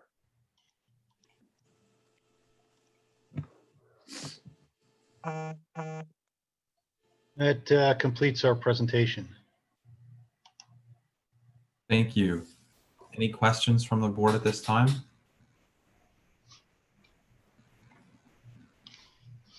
Oh, I guess I would just like to know how these discrepancies came to light. Was it to get the certificate of occupancy? Yes, that's what happened when you apply for your CO, planning and the zoning officer, they have a procedure to go out and take a look at the building before they'll issue a CO. So in this instance, a TCO was issued, but not a final CO. And that's how they pick up any changes. Any Yeah, other? there are quite a few. Yeah, I have a question that is kind of a follow-on to Vice Chair Donnelly's question. It seems to be pretty standard in staff reports that, quote, no change be done to the site design that's approved by the zoning board. So how does it get this far? How do they go about making all these changes and it waits all the way till the end if they attest and promise to abide by what's approved by the zoning board when they come before us for their application originally? You want to answer that, Adrian? Yeah, well, my first answer would be that when we submitted to the building department, usually, they would flag any kind of plan change. And I think that we made these changes to the plan where there were, for example, the addition of the fire pump room, like not having room for that and requiring like to reorganize the floor plan and not seeing that there's an encroachment until the building is demolished and you have a footing that's sticking 18 inches into your property and you have to move your elevator. Those are things that we didn't account for, obviously, because we weren't into the construction documents when this was presented originally. So some of them couldn't have been foreseen when this was proposed. Then no, I can understand what you're saying, and I don't exactly know the timeline of everything. But when you see those problems arise, do you go back to planning and say we have to make these changes, even though that wasn't what's approved by the zoning board? Or you just simply go ahead and wait until they come by and say, "Ooh, you changed this, you changed that, you can't get your C of O." I mean, all these things you noticed, but you continued to build. Did you go back to the planning department at any of these stages along the way and inform them that you couldn't do or you needed to make some changes, whether they're for the better or the worse? What happened on this specific project was that we were not aware of how quickly they progressed on site. And so there was a disconnect between the ownership and the architect because we weren't retained to like oversee the construction of this project. We did the drawings, but we weren't doing construction administration and seeing how far along they were. And we knew that administrative amendments would need to be made formally. But typically what we do is if changes are being made on site, we don't want to come to the board 6 times because we made a change to the stair and then come back because we added a trash room and then come back because we changed the fenestration. So we like to do it all collectively. Now, understandably, this should have happened long before the facade was modified and in place. It just occurred that, we collectively did drop the ball in terms of making sure that we had the approval before construction proceeded, particularly with the front facade. I mean, I don't think that the board really care that much about the relocation of stairs, but the appearance on the street it was admittedly an error on our part to not come before the board sooner. On other projects we present, we know that we have to come before this board to get the approval first, and hopefully the board can appreciate that we have done so and are doing so on our other projects. Just this one fell through the cracks. And typically interior changes, like Adrian just mentioned, like the stairs and things to that effect, that don't affect the facade, are made, with the building department, and they're those changes don't come back. When a facade change is made, yes, like you're supposed to come back. The proper process wasn't followed here. I think it got away from them, during the construction process. But because when clients, call us and say, what do you think? We're making these change. Should you go back to the board? First rule of thumb is if it affects the facade, yeah, we're probably going back, or at least we got to consult with planning. And I think just this, this is where they kind of, got the cart before the horse, and it just kept going. But I think, I think in looking at this, the important thing I would hope you consider is there was no value engineering here. It's a much better looking building, I believe. And I think the product at the end of the day is a terrific product. And that being said, as Adrian said, the applicant is coming here asking after the fact. That's not the right process, but it is, we believe, a better building. And I have no problem with the changes you've made. I just want to know, I just want to feel assured, and we do see a few of these a year. I haven't taken a percentage, but it's not that noticeable. But I just like to feel comfortable that when we pass a resolution and it contains certain language, that all the parties abide by that language, even if you have to stop construction for a week or two. That's all. I mean, lawyers spend a lot of time writing the words, and these words hopefully have meaning and they have authority. And so it's a little bit disappointing. You guys are all professionals. The architects are professionals. I'm sure everybody involved is a professional. So professionals drop the ball all the time in football, but usually because they're getting hit by guys that are much bigger than them.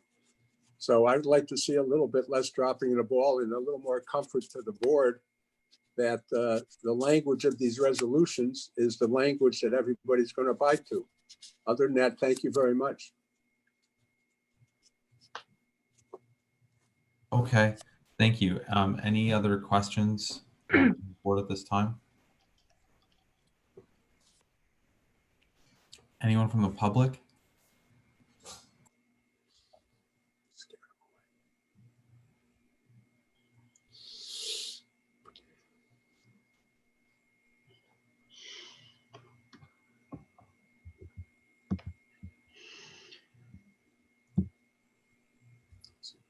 Lindsay, are you there? Anything from anybody Lindsay? from the public? Sorry. No hands raised. Okay, then we're going to close the public portion of this application. Staff, any comments?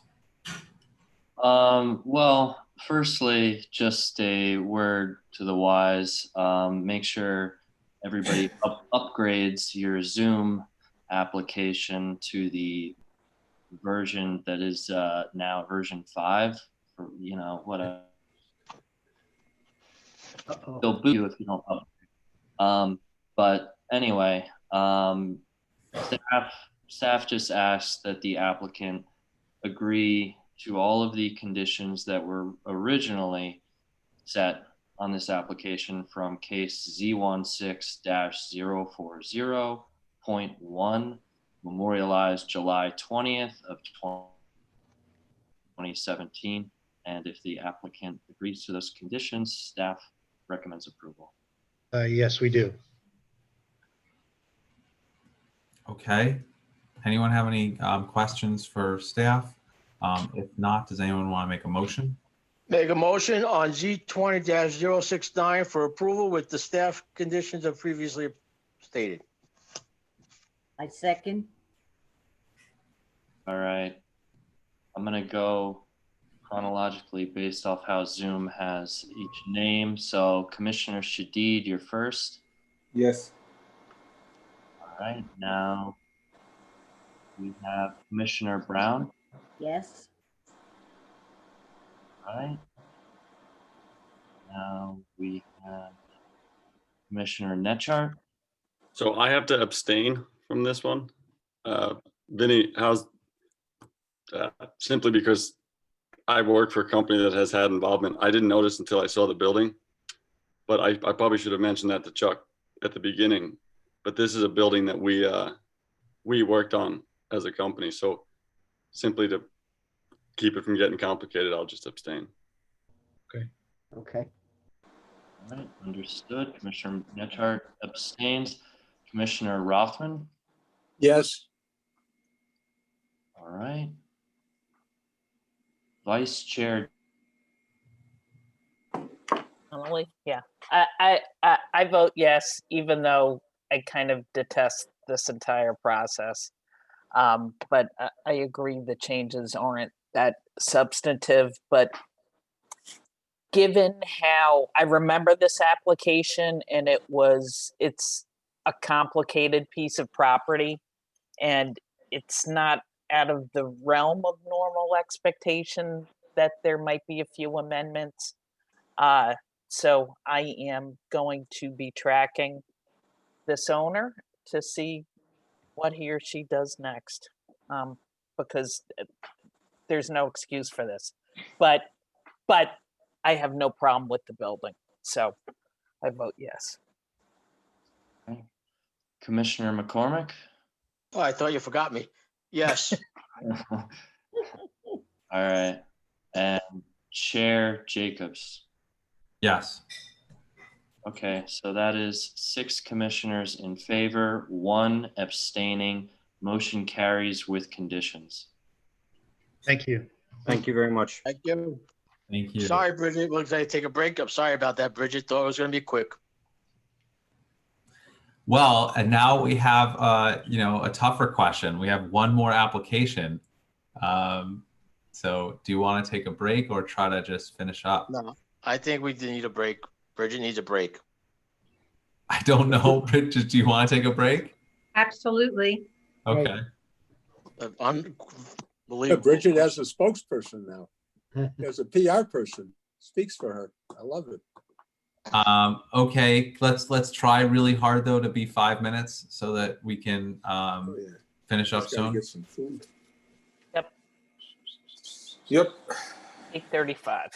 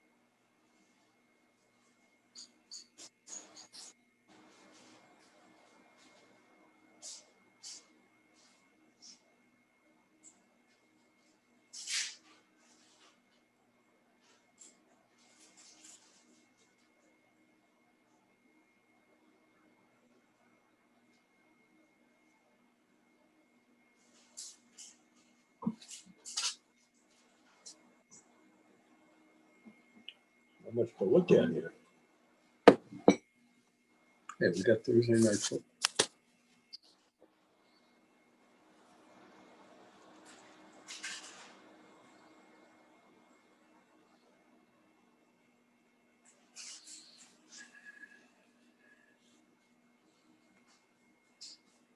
Yep, thanks for having me. So I think it's been a very volatile week, and I think this week is more about the reopening of the economy as well as the anti-monopoly.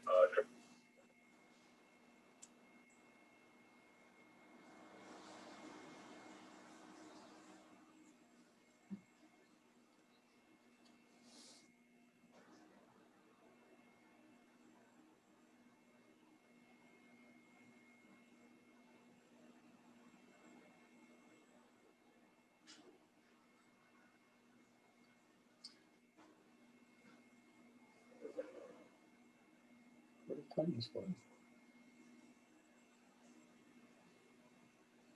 San Diego?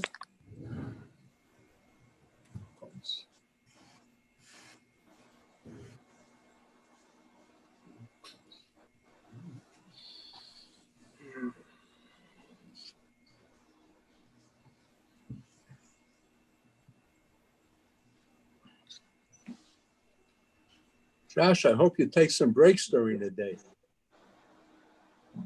A little bit. I'm looking forward to this being done. The dinner smells pretty good. Well, that's why we gave you a break. Here's my treat, fruits and yogurt. Doesn't have. I don't want to spill it on my keyboard. Nice. I guess I think we're still waiting for. Yep, just wrote it, Tom. Tom, I think we're still waiting for a couple of people, but I didn't know if you wanted to promote. Yeah, I wanted to just make sure that we promoted everybody who's going to be testifying tonight. Lindsay, can you promote Marlon Alexander or Matt Evans? I'm not sure which of them, what name it's under. Marlon. Okay. Charles Height. Yeah, I kept him up. Okay. And I might need testimony from Lee Klein. I just informed him that we were beginning, so I don't know if he's joined in yet. I just promoted him. He was listed. Great, thank you.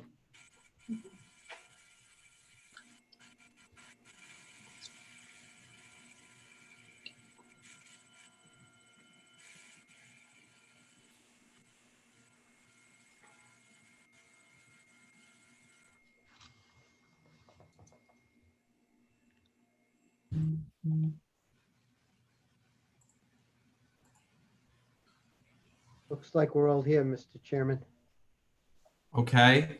Then Bridget, if you're ready, we can get started. I hope I'm ready. I've been taking this all down. Okay. I can't call the witness. Who's going first? Well, Mr. Lean, before you start, let's say we have looked at your notices, your affidavit, your proof of service, your notice of publication. Bridget will mark that as A1. Okay, so that will be A1 for this application. Right. And Tom, you agree to have your witnesses sworn in remotely? Yes, I do. Correct? Great. Thank you, counsel. Now you can call your first witness. Yes, for the record, Tom Lean from Connell Foley. The case before you this evening has been a long time coming, as you can see by the Z19 instead of the Z20. This is a project located at the corner of Sip Avenue and Bryant. It is 4 existing lots. The lots are a total 11,520 square feet, and we are in the R1. That 11,520 is obviously a lot larger than most lots in the R1, and it's above that 10,000 square foot threshold where larger uses are allowed in the R1 zone. Though we're not seeking we're not seeking to build those larger permitted uses. We're also not seeking the maximum height that would be permitted for them. In total, the project before you this evening is 5 stories. It's 41 units, 23 parking spaces, and there is 700 square feet of retail at the corner that we're proposing this evening. This project does have a long history of community involvement. We met with the community back in 2019 and made changes to the original proposal, which was 6 stories and 51 units. We took off the story, we took out 10 units. We also made changes to the proposed materials and came back with a traffic study, which was requested by the community. I do have 2 witnesses this evening. And in addition, if traffic testimony is requested from the board, I do have a traffic expert here as well. So my first witness I'm going to call up is Marlon Alexander, and he was the architect for this project who both times met with the community with us. Would you raise your right hand and unmute yourself, Mr. Alexander? Do you swear or affirm the testimony you're about to give in this proceeding will be the truth, the whole truth, and nothing but the truth? I do. And could you state and spell your full name for the record? It's Marlon Alexander. Thank you. Mr. Alexander, I do not believe you have testified before this board. No, I have not. Okay, would you briefly give them the benefit of your professional experience? So I've worked for Evans Architect now for about 25 years, and licensed in the state of New Jersey. And I've been the project manager working on this project for the last 1.5 years. And your license is current? Correct, yes. Thank you, Mr. Alexander. We accept your qualifications. Thank you. Mr. Alexander, I'm going to just ask you to briefly run through the site plans that were submitted to the board. If you need me to share my screen, I can do so because I also have the plans up. No, I have them here. I'll share my screen.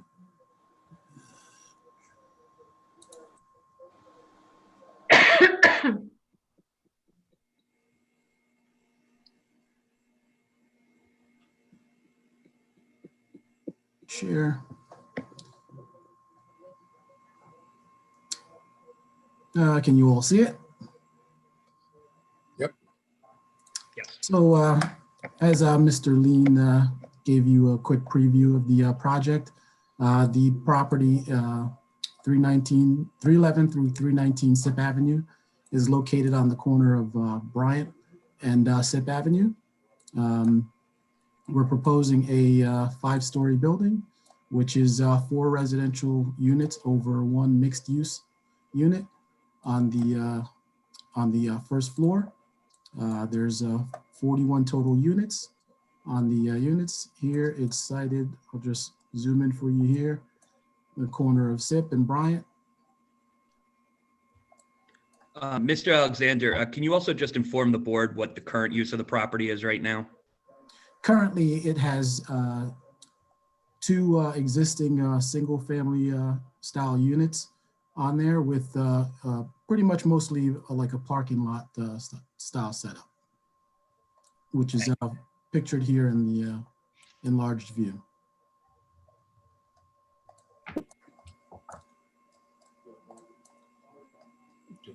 So the idea here was to develop this property to house the 40 units. And with that, let me just pull up my additional notes that I have here.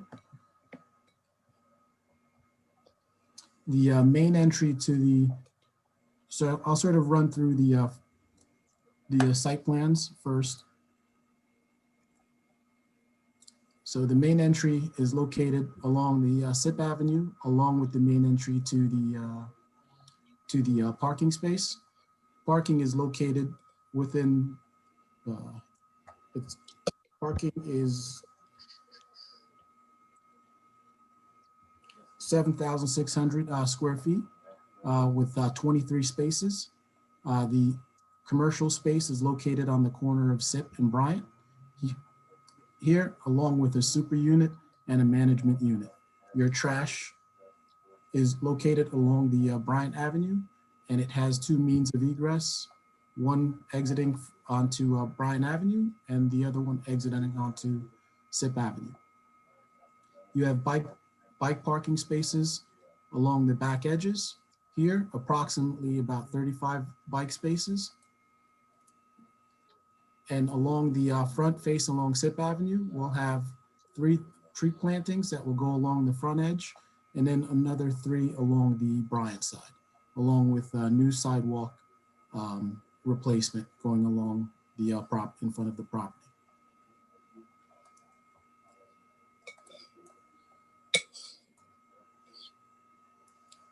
This is the existing setting of the existing units that are on, along with the parking spaces. It's pretty predominantly 100% impervious coverage on the property now.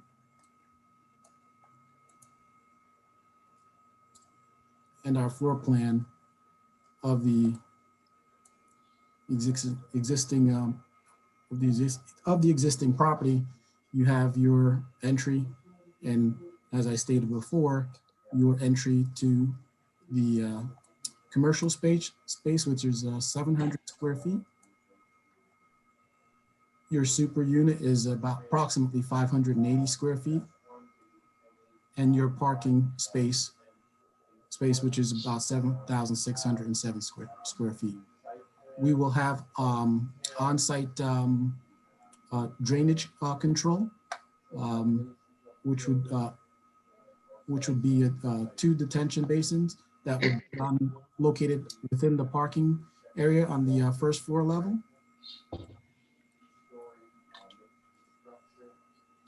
With the main services for utilities coming in along the Sip Avenue side, your water, sewer, and gas line coming in, and electric as well. There'll be a basement located below the main entry and along the front edge of the parking to house all of your utilities, which I'll show you on another plan. This is your typical soil erosion plan for during construction on vehicles in and out of the property and stockpiling of soil.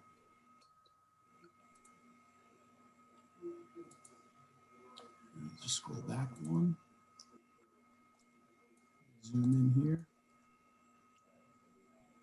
Here you'll have your stair access to the basement with your utility, gas meter room, your electrical room, and your sprinkling water line utility spaces.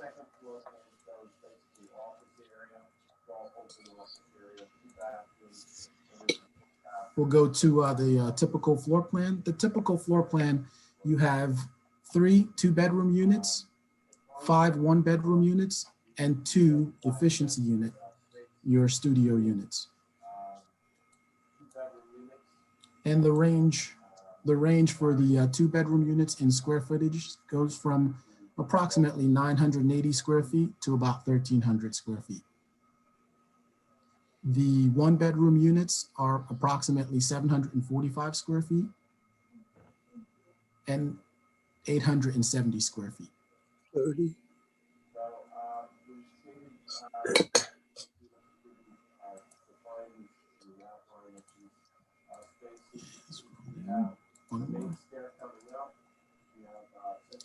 The roof area, we have outdoor amenities on the roof for the residents only, which consist of 2,300 square feet, along with some green roof space for the that will house the HVAC system, split system that will be housed on the green roof space. And the green roof space is approximately 4,667 square feet. The amenity space is connected to the means of egress to enter and exit the roof in 2 different locations.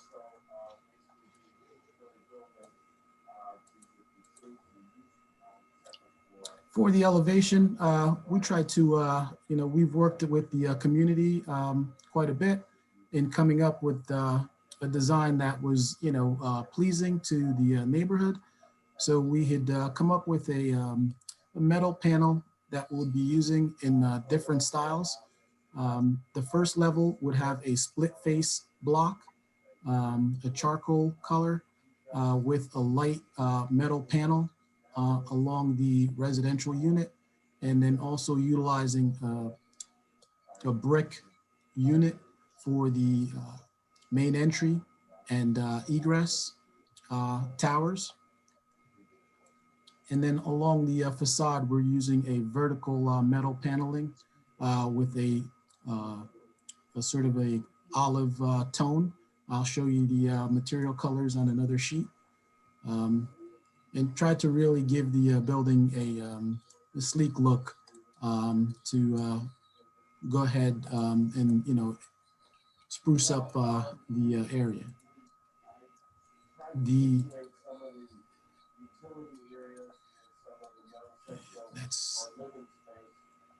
I'll go back one. This is the front facade along Sip Avenue. Here, and here's your basement space that's located below the parking area. And here's your view along the Bryant Avenue.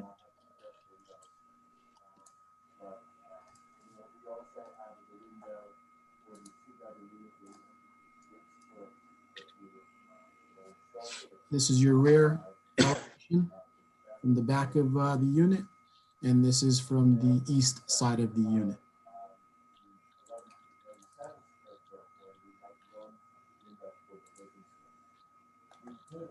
We prepared some renderings for you to give you a view of what the building would look like.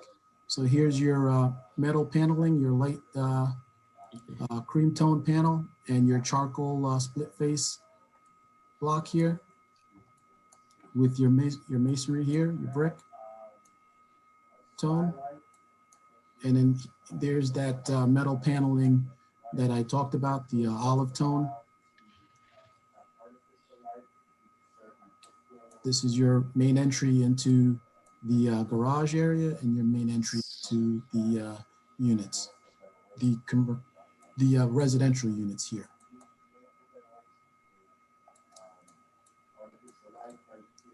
This is your corner of Sip and Bryant perspective view, which gives you an overall look of the building. We tried to use some metal screening here to give some additional shading to the top to break up the elevation a bit. And then this is your view along the Bryant Avenue elevation with your second means of egress exit here and entry to the back portion and the parking lot of the property. Our last sheet here shows the materials that I described. It's the charcoal gray with a limestone sill at the top with your onyx velour brick masonry color for the towers. And then your metal paneling colors. That's the cypress olive that you'll have there on the vertical metal paneling. And then this would be your horizontal paneling. And then we have your standard windows and cornice detailing here and entrance style doors. And that sort of ends my testimony. Thank you, Mr. Alexander. Just a few questions. Number one, the lighter colors that were chosen, they came at a request from the community. Is that correct? That is correct. Okay. We received a request from city planning within their memo. Can you just put on the record what the total coverage of on the lot is? I think there was some confusion about what the total coverage was from our submitted plans and what was in the staff report. Yeah, correct. Currently, it's at 100% impervious coverage. I believe it was 0. It was a typo there. Yes. Yes. So we are proposing 100% coverage. That is correct. Okay, thank you. Finally, you did receive a memo from City Engineering Yes, we did. and you reviewed it Yes, we did. We reviewed it. and were able to comply with all of the requests within? Yes, that would, the issues raised are simple issues that we can address during the construction document phase. Thank you. That's all I have for Mr. Alexander. Thank you. Okay, thank you. If you want to continue on with the rest of your. Yes, why don't we bring Mr. Height up? Before Mr. Height starts, I just want to put one thing on the record because though they are bulk issues that would normally be subsumed under our request for the use variance, I just do want to be clear that we are requesting separate variances for the height of the rooftop appurtenances, and we will also need a variance for the width of the driveway. So I believe Mr. Height will discuss both of those, but I just wanted to put them on the record.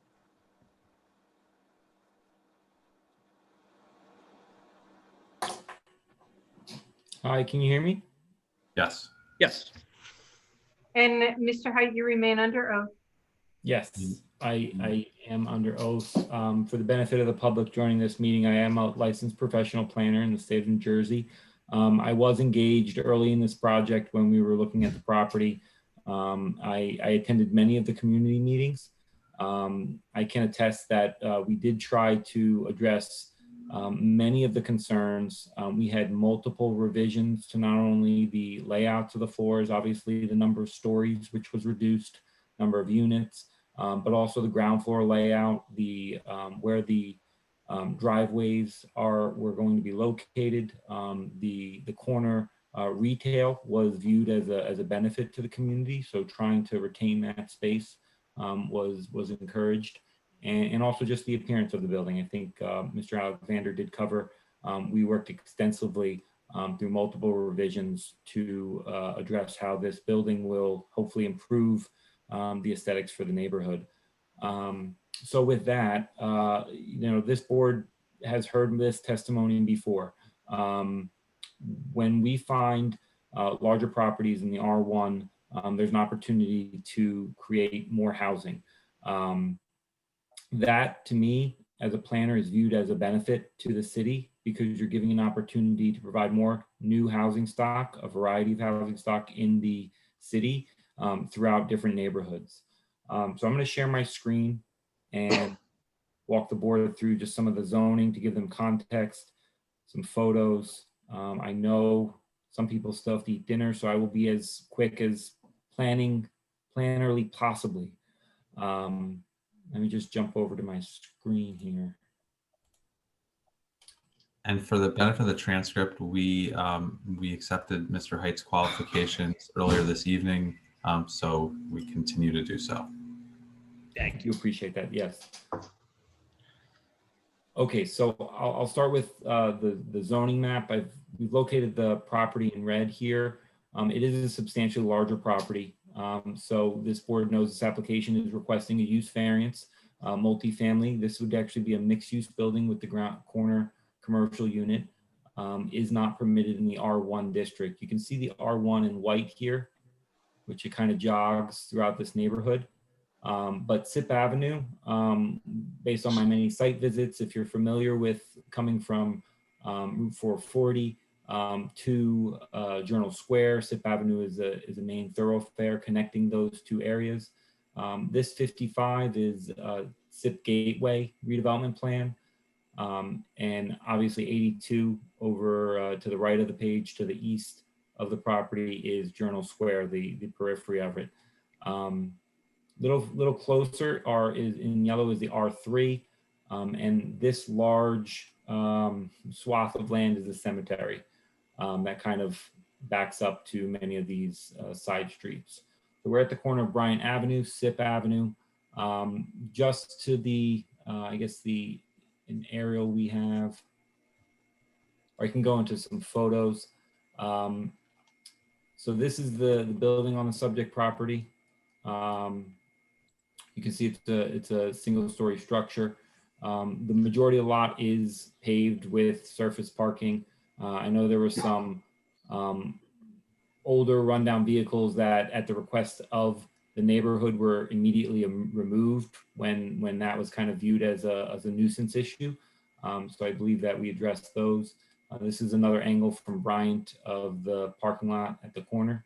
So you can kind of see that our vision of this site is much different than the existing conditions. We feel that this application, a residential mixed-use building, is a benefit to the community at this corner location, as opposed to a parking lot for used in assorted vehicles. Along Sip Avenue at the other corner is a 3-story multifamily building. So this is I have to pull up the unit count, but it is a multifamily in the R1 just at this corner, opposing the subject property. There are mostly 3 2-story residential homes. Along Sip Avenue, there are a few commercial properties. You can see one here. And as you get closer to Journal Square, there are more.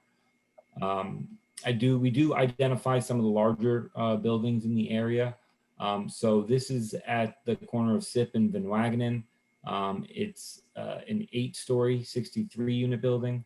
I can show that on the aerial in a moment. This obviously sits on a much larger property, and that's more or less similar in characteristics to our size of property. Just east on Sip Avenue is Liberty High School. This is a 3-story structure, but these stories for most institutional buildings are very tall. And we actually would compare very consistent with the height of this building with what we're proposing. So those are some of the photos. We did do a density analysis. We viewed this more of a corridor along Sip Avenue. So we looked as we got closer east, where we found in the neighborhood more multifamily units. Obviously, what's permitted in the R1, this board's familiar with, is 2 units on a minimum lot size of 2,500 square feet. That's a density of 35 units per acre. This was the 8-story at Van Wagenen and Sip. Again, still in the R1, but on a much greater property. This is a school structure that's just west on a larger lot, but it's a taller building, and this is our property. So we did identify several multifamily buildings throughout the area. In short, they range from 47 units per acre up to 267 units per acre. That was the larger 8-story building. What we're proposing tonight is roughly 155 units per acre. So it's in that threshold. If you consider Sip Avenue as more of a main thoroughfare, it's a higher intense use along a more intense street. We did discuss with the neighborhood that adding density in this location is a very it's a straight shot to Journal Square and the path. We are providing roughly a 0.5 parking ratio. We are providing the appropriate number of bicycles. So we do think that this is an appropriate location where people can use other forms of transportation. And even some of the neighbors recognize that many people do walk from this immediate neighborhood to Journal Square because it's really a regional node. So I think I've touched on most of the issues related to the use variance. So let me just recap. It's a substantially larger lot. We're at 11,520 square feet, where the minimum minimum standard in most other zones is 6,000 for multifamily. So we're well above that. In the R1, as Mr. Lean was alluding to, you are permitted a greater more intense use once you have a lot size greater than 10,000 square feet. We're talking about the senior housing use and other types of more intense uses. We feel that given the lot size, we're balancing a more appropriately scaled building, a 5-story structure, a 42-unit residential development that fits on this lot. I'm going to shift to the building height. So as was detailed by the elevation in the plans, the proposed building height is 57 feet 3 inches. It's a 5-story structure. It's not really creating any large stories. They're all pretty reasonable. This is the elevation. So the ground floor is 10 feet floor to ceilings. The remaining residential floors are 9 feet, which is pretty standard. I will call out that the bulkhead for the staircase is 11 feet 9 inches. That's one of the additional minor variances that we would need for this application that we picked up prior to the hearing tonight. Just quickly, with respect to this bulkhead, there's a setback requirement for rooftop appurtenances. It's 1 foot and 1 inch per elevation of bulkhead structure. So we are locating both these staircases at the edge of the facade, which is basically a 0 foot setback. We would require, based on the elevation, a 12 foot 9 inch setback. But when we were discussing the plans, the parking configuration, the efficiency of the units, we felt it would be better from a layout standpoint to locate them at the perimeter of the building. Also, recognizing that we would need relief, we worked them into the overall facade of the structure. So you can kind of see the vertical element here that captures and runs up to this kind of peaked or raised parapet height to capture the bulkhead. So in short, it's worked into the overall aesthetics and design of the facades. And I think that mitigates the impact of the additional bulkhead height. So I just wanted to make sure I covered that, but let me step back. With respect to the 5-story structure and the 57 feet, there aren't many other buildings in this immediate area that are 5 stories. What we did find along Sip Avenue is at corner locations, the Van Wagenen property, obviously the school property, you do find taller structures. It's very common throughout the city at corner properties for taller structures. And that's really what I would rest my opinion to support the height variance. We do provide a step back on the interior lot lines. I believe it's a 5 foot step back along the southern lot line. I might be able to bring that up on one of the plans. Yeah, so here, this is a residential floor plan. This is a step back here, as well as along this interior lot line to provide for some relief from the adjacent properties. Charles, are you sharing your screen to actually show the? Sorry, I must have pressed. I must have stopped it. One moment, because I did want to reference the plans just to make the connection. Understood. Thank you, Tom. Okay, are we back to the screen? So this is A2, the typical floor plan.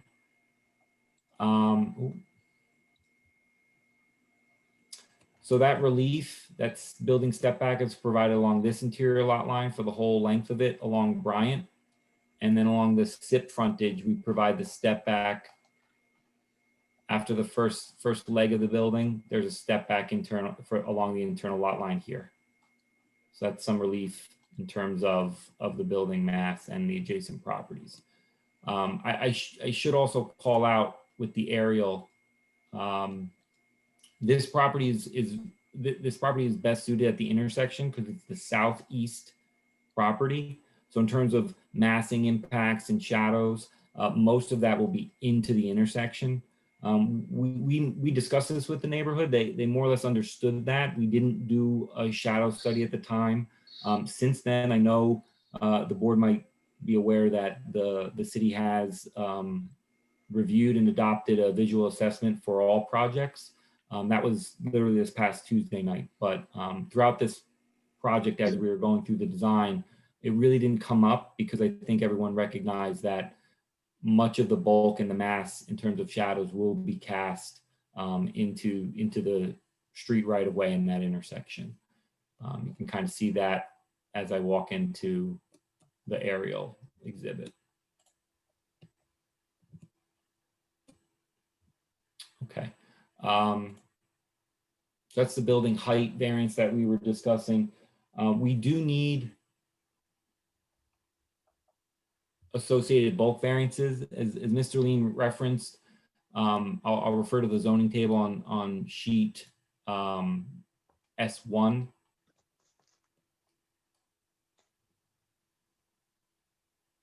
Most of the bulk requirements that regulate 1 and 2 family homes really aren't appropriate for this type of multifamily residential development. So we do need relief. We do have 0 front setbacks. We're a corner property. We span the width of it, so we do need a rear yard setback. We do provide that interior separation that I referenced earlier to provide for some relief. In terms of coverages, the existing coverage on the site is virtually impervious. I think we were correcting the existing conditions here with 0, but clearly not 0% coverage. There's several structures as well as the surface parking lot, so it's virtually 100% building coverage. This application, one of the things that I do remember being discussed was the stormwater management system and how this project can help relieve stormwater runoff and impacts to the neighborhood. And we have incorporated a stormwater management system that will improve the current conditions. Obviously, the building will capture stormwater. It'll run it into the leaders, into the stormwater management system on the site. And we spent time detailing that process with the neighborhood so they understood the mechanics of it. We also, in terms of building coverage and lot coverage, I don't know if Mr. Allen covered this on the roof, but if we shift to the roof plan,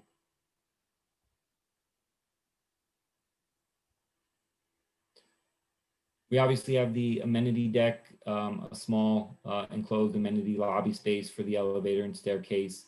But we have all this white space is extensive green roofs.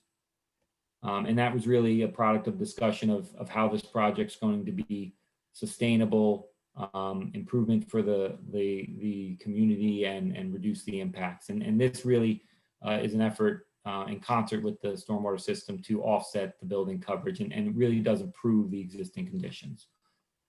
So that's with respect to the bulk variances.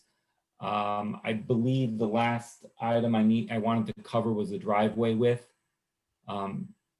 So we did run through different parking layouts. At one point we had a driveway coming onto Bryant, but we felt that not providing any access onto the side street was the better way to go.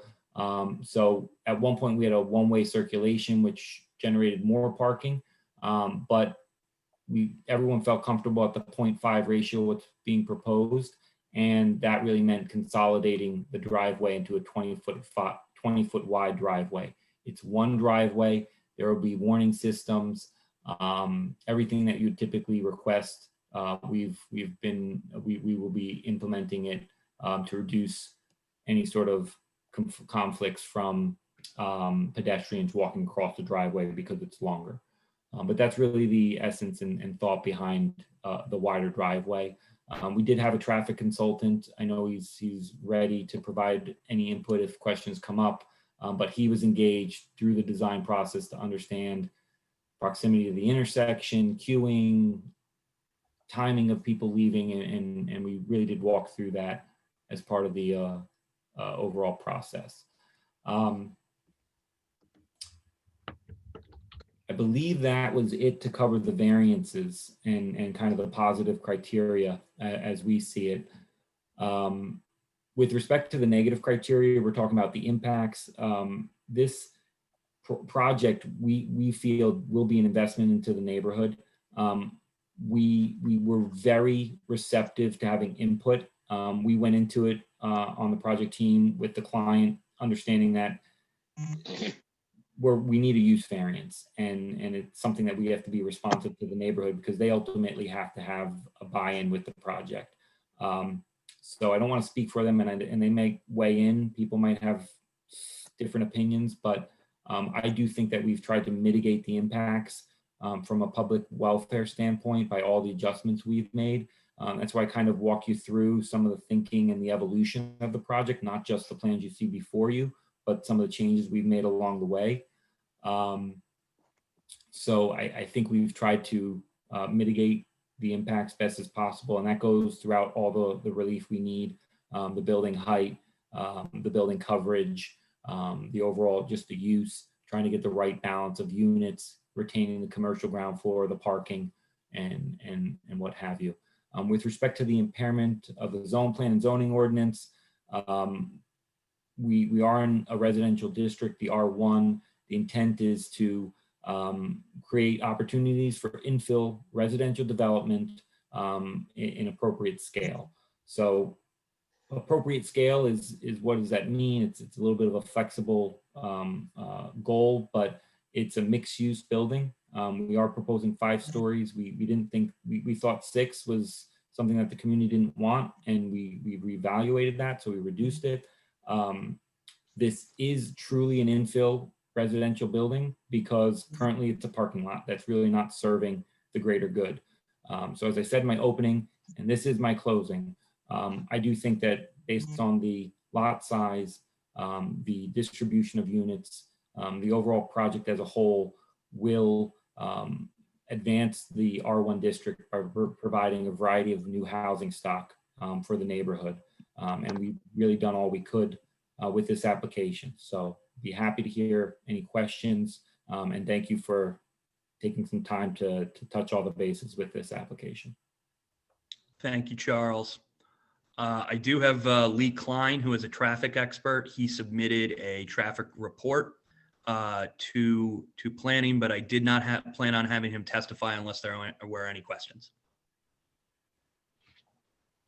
I mean, these things are usually relevant to concerns from the community. I don't know if anyone from the board has any particular feelings, if we want to wait until we hear if this is relevant, or if you just want to hear from Mr. Klein. That would be my preference. Let's see if there are any community concerns on point. Okay, so wait until that's potentially raised. Yes. Okay. Yeah. Okay. Okay, with that, my testimony is concluded. Thank you. Lindsay, is there anyone from the public? To ask a question or provide a comment for 311 SIP, you would click raise hand. If you're calling in, you would dial *9. So question or comment, please click raise hand or dial *9. I see one hand raised. Carmine, I am going to unmute you. Please state and spell your full name and provide your address for the record, please. Okay, it's Carmine P. Ormenta. My address is both 309 and 305 Sip Avenue in Jersey City. And I do have some questions. Okay, and Mr. Ormenta, do you verify that you are who you just stated you are, and that you will consider your questions and comments as though under oath tonight? Yes. Thank you. May I go on? Yes, please do. Sure. Okay. In Mr. Heights, I hope I'm saying his name right, in his description of what the front of the building looks like, he has gone out of his way not to show what the rest of the block looks like. Okay. There are 3 more additional lots, of which I do own. I own 2 of them, and someone owns the 3rd.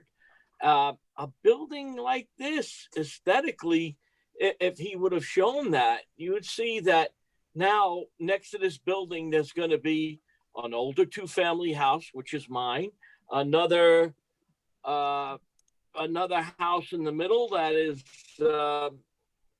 it's an illegal rooming house, and then an empty lot on the corner, which I own also. I'm all for this project. What I'm saying is not anything against the project, but aesthetically, a building of this size, not going from corner to corner is, I don't understand that. I don't understand how, if he had shown what the block looked like, he managed to show the block with the existing houses that were on the 5 lots, which haven't been there for well over a year now. They've been demolished, and it's been an empty lot that just people continue to toss garbage into. And not once has he shown what the block looks like with this building next to two-story houses and an empty lot. He has designed the building so that there is a middle, but it's like everything's on one side and there's nothing on the other side. Aesthetically, I don't think it's good looking at all. And I'm not saying this because they're my properties. I would say this, a lot of the people in the neighborhood have felt the same way. Like, why isn't this going from corner to corner? They don't understand that. And a couple other things too I'll bring up. He talked about the parking, the driveway, okay?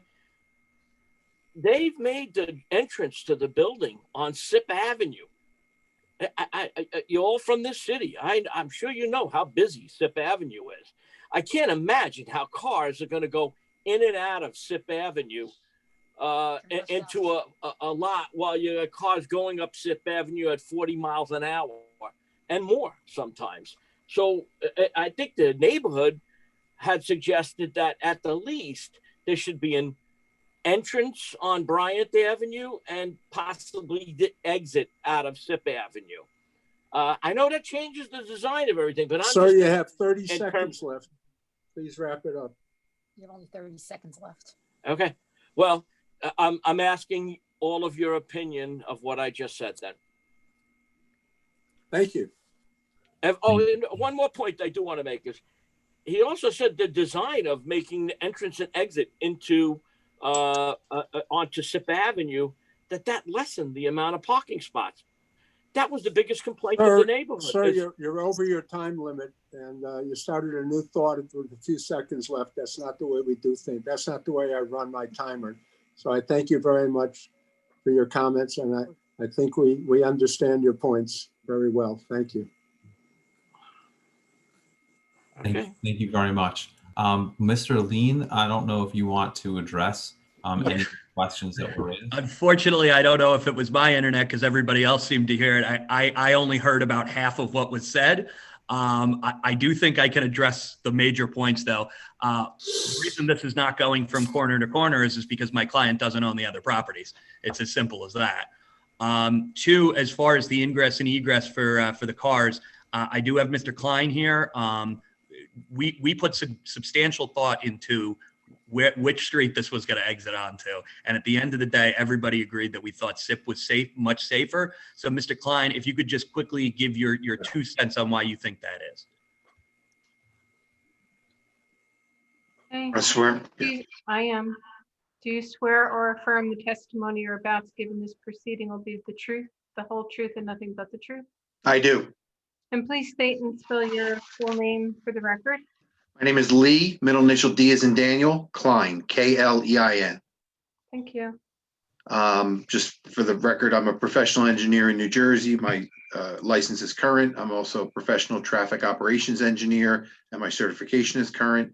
The principal of Klein Traffic Consulting. I think I was before this board about a month ago for a project on Grand Yeah. Street. Yes, Mr. Klein, we accept your qualifications. Thank you. Thank you. Yeah, if you know the area at all, Sip Avenue, there's a signal at Bryant and there's a signal at West Side Avenue. Those two signals will create gaps in the traffic on Sip Avenue, allowing vehicles to exit both left and right turns out of the driveway onto Sip Avenue. And Mr. Bryant, Mr. Klein, Bryant Avenue is it's a dead end street, correct? That's correct. Okay, all right, thank you. Okay. Are there any other questions? Sorry, are there any other comments from the public?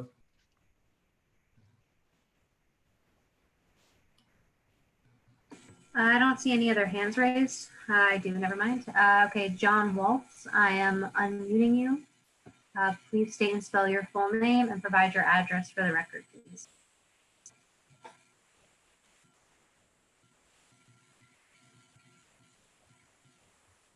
John Waltz, 6 Bryant Avenue, Jersey City, New Jersey. Mr. Waltz, do you verify that you are who you just stated you are and that you will consider your testimony and comments as under oath tonight? I do. Thank you. First, gentlemen, we all appreciate you changing the design of the project, and we know that the existing property now has no buildings on it whatsoever at all. They were demolished a while ago, and it does exist as empty lots. Looking forward to see the change down there, but I do agree a project like this with 3 lots existing, we should try to talk to the owners to see if we can get it to go corner to corner, and then they can go 6 stories or 7 stories. As far as getting the cars in and out, I have no problems with using SIP Avenue. Would like to see if they went corner to corner, maybe they could go in on Bryant and come out on Hawthorne. I really have no other opinion, but we would love to see a change on this property soon. And that's my only comment. Thank you. Thank you. Thank you. Okay, Lindsay, any other comments?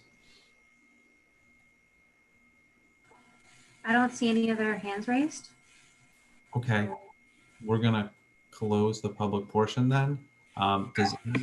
Does anyone have any questions for any of the experts, including traffic?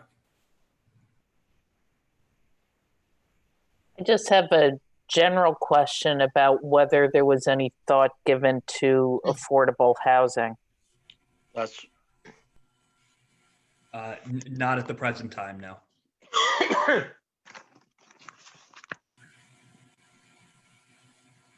That was gonna be my question. You know, with 41 units. I mean, in this printout that we have, it said 42, but it's down to 41. The plans themselves show 41. Okay, and there no consideration at all that could be some kind of consideration for some kind of affordable housing. As the application is currently presented, we are not proposing any affordable housing. Just because you are kind of maxing out the density on that lot. I appreciate some of the green features, but even those seem kind of, I don't know, sketchy. Actually, can somebody provide some clarity about the size of the stormwater retention basin? That would be Mr. Alexander.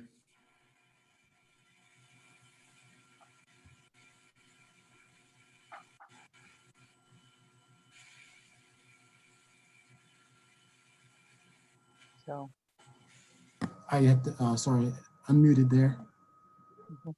So the stormwater, there's two general stormwater management system. It's approximately 10,000 gallons each. So you have about 20,000 gallons of water that will be stored on site before it goes into the city system. Okay. I know in the exhibits there were,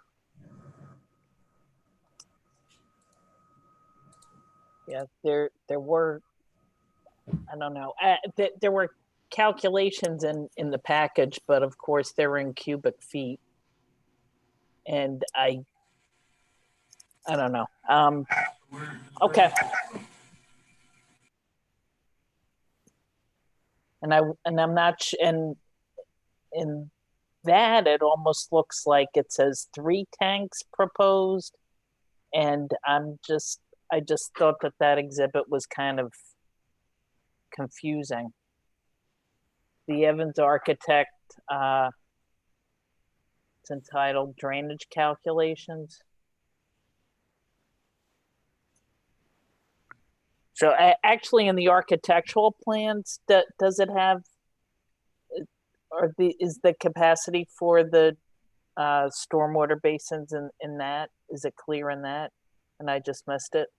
We did submit, correct me if I'm wrong, Marlon, but we did submit a stormwater calculation to city planning.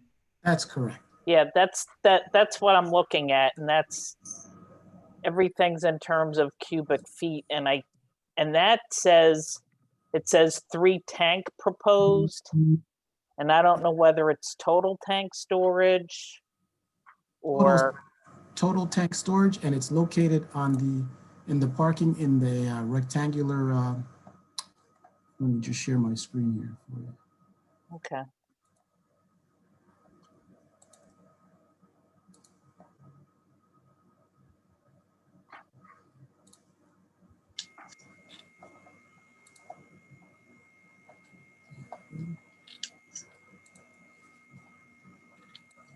I'm sorry to delay this, but this is kind of one of the few positive things I can put on this application. So there better be something to it.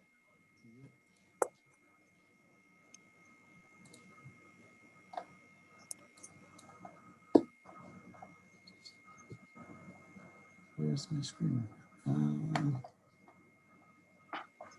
Technical difficulties here. It's not showing me my.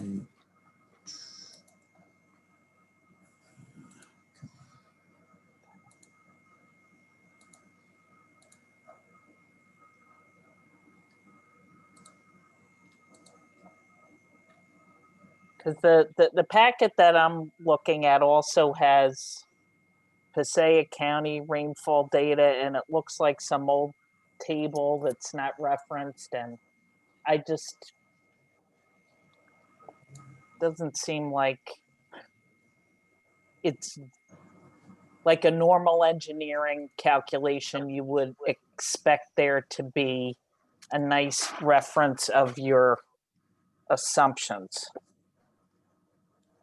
So the stormwater tank system would be located within the rectangular surface here with all the leaders from the roof coming down along the column lines and routed to the stormwater system based on the calculations that were submitted to you. So, okay, and again, the calculations submitted to us, at the bottom it says 3 tank proposed.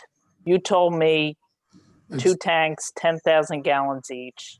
It says 2,412 feet cubed. Cubic feet. Yeah, cubic feet. Yeah, that's fine. I just, and I don't see the tank on this plan. I will chime in quickly. Great. That is a condition of approval to show those details, because I agree that those details are not shown on the site plan. Okay. And that is a comment from, and so JCMUA reviewed these plans and they have a number of comments as well. And it's a condition that all of those comments are addressed on final signature plans, because also just due to the size of this site, those details should be shown on the site plan, not just on construction drawings. Yes, okay, thank So you. it's tied to this approval as well, but I specifically called out the stormwater detention details, since that is the main positive, one of the, components of positive criteria in terms of advancing the purposes of zoning. That should be shown on the final plan. So just wanted to jump in. And just also because the calculation that's presented, it doesn't cite the reference for the rainfall tables. And of course it shows Passaic County data, not Hudson County. It's probably similar, but it also looks like one of my engineering textbooks from like 1980. So I think you need to use more current rainfall assumptions. So I would hope that city staff would just make sure you put them through their paces on that. Yeah, so unfortunately, some of the standards that are currently used are pretty old. The state recently adopted new stormwater rules that are hopefully going to be adopted by Jersey City by the end of the year. So we're in compliance. So based on those updated best management practices, hopefully see some shifts there. But those types of data that's referenced in the state stormwater rules and subsequently Jersey City's rules. But I understand how just looking at those tables, it's not incredibly straightforward. Would the owner be willing to commit to using the new proposed state standards for the basis of the calculation? Sure. I think that is something that we can Yeah. agree. Absolutely. Okay. Okay, good. No more questions for me. Okay, any other questions from the board? I don't really have a question. Hopefully I don't have a question, so we can get out of here faster, but I do want to share a couple of thoughts with everybody concerned, especially my fellow commissioners. I don't like this project. This building is somewhat similar to the building I live in. It's a little bit bigger. My building has 32 units. This building has 40. The apartment sizes seem about the same. The parking ratio seems about the same. But my landlord managed to design a building that has a little bit of open space. To see the bulk of this building with no open space, no open corridors on the internal, filling up the lot with everything, no place for kids to play, I don't think that's really a positive for the neighborhood. I have yet to see or hear either a traffic study or a shadow study that to me was dispositive. My building is on a busy street on one access and on a residential one-way street. Well, it's a two-way street for the block I live on the other access. It just makes no sense to put the garage entrance on Sip Avenue. My building is between on the busy street, which is West Side Avenue. It's between two stoplights. What happens is when the lights are red, the whole block is filled with cars waiting for the lights to turn green. Stoplights don't necessarily help you pull out of a garage unless someone's very kind and they can't back up. So nothing really makes sense. My building is very similar in design. The design is kind of bland. You see this design all over the place, a little bit of brick, a little bit of metallic panels.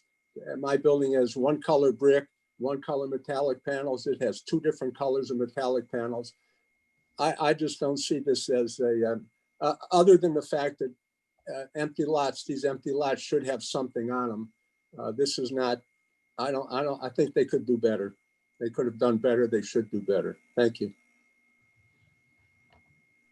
Does anyone have any questions for any of the experts at this time? Okay, staff, any comments and maybe be helpful to address some of the concerns that have been raised?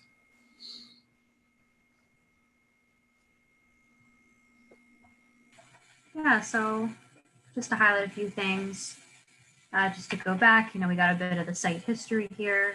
This was originally submitted as a 6-story building. The applicant did hold a number of community meetings, and as a result of those, as was stated, the proposal stepped down to 5 stories and had a loss of about 10 or 11 units. So what is particularly unique about this site is the fact that it is significantly oversized when compared to the typical R1 project site. And I know that's stated a lot with multifamily buildings in the R1, but can't say it enough that this is a significantly oversized site of over 11,000 square feet. It is relevant that it is a corner lot. So in terms of the site suitability component of meeting the positive criteria, the site is well suited to the proposed multifamily use. The proposed unit sizes are adequate, and there is a decent mix of bedroom types, having studios, 1 bedrooms, and 2 bedrooms. Currently, as was stated already, the site, while these structures have been demolished, did previously include single-family dwellings and a garage structure. The rest was paved, 100% lot coverage with chain link fencing. We did talk about the stormwater detention a bit. The stormwater will be detained on site through a below-grade detention system, as opposed to no on-site detention currently. I did state that that would be a condition of approval, that those details are better shown on the architectural plans. In addition, there is a large green roof area. And I know we see a lot of green roofs with projects, which is great, but this green roof is proposed to be 4,500 square feet, a little more than that, which is almost half of the lot size. So I'd say that's a pretty significant size green roof, and the rest will be used for utilities, which another condition of approval is just to show more details for the screening of those condensers and showing the size of those areas as well. It is the opinion of staff that, this aspect of the project satisfies the other component of the positive criteria, which is advancing the purposes of zoning. So things related to stormwater detention. The height variance is tied to that first point, the oversized nature of the lot and its location on the corner. That's what's unique about this site. It is true that there aren't buildings in the vicinity that are 5 stories. The high school is the main building that comes close. There are a number of non-conforming uses along SIP Avenue in the vicinity of the project. There's a Rite Aid across the street and a number of auto body shops all along SIP on the surrounding blocks. So overall, this is not a typical property for the R1, again, due to its oversized nature plus its location on the corner. I think the addition of the retail on the corner plus those new street trees and new sidewalks will help activate that part of the street as well, which we see as a plus. And those are really the main points I wanted to highlight there. And I did prepare a staff report that touches on those things, and it includes a number of conditions, including the stormwater detention tank details, more details for the roof screening of the HVAC units. And that report is dated today's date, November 12th, 2020. And I'd be happy to answer any questions if anyone has any. Lindsay, was there any discussion with the applicant about the suitability of the entrance to the garage from which street? So the timeline on this project is pretty long. This was originally scheduled back in March. And at that time, those plans showed this new configuration of parking with the entrance along SIP. I believe the reconfiguration, as was stated, was mostly a result of conversations with the community. It was my assumption that it's preferable to have the entrance on SIP Avenue rather than side streets to preserve, on-street parking for those mainly and 2-family homes that occupy those streets. But for any other reason, I would have to defer to the traffic professional. Does anyone have questions for staff? Okay. Does anyone want to make a motion, or I don't know if anyone wants to have any discussion? I know Commissioner Rothman offered some comments, not really a question, so I don't know if anyone else wants to. Make a motion on case Z19-066 for approval with the staff conditions that were stated. Second. On a motion to approve with conditions, Commissioner Brown, Yes. Commissioner Netchert, Yes. Commissioner Rothman, No. Commissioner McCormick, Yes. Commissioner Shadid, Yes. Vice Chair Donnelly. Yeah, I'll vote yes. And just another caveat to just drive the point home that the stormwater retention issue really has to be lined out a heck of a lot better than it is now. But it really would have been much easier to approve this if you had some affordable housing, but you don't. And Chairman Jacobs. Yes. I think this is a obvious improvement over what's currently there. And I think there are, as people have noted, some things that aren't ideal about this, but no application is going to be perfect.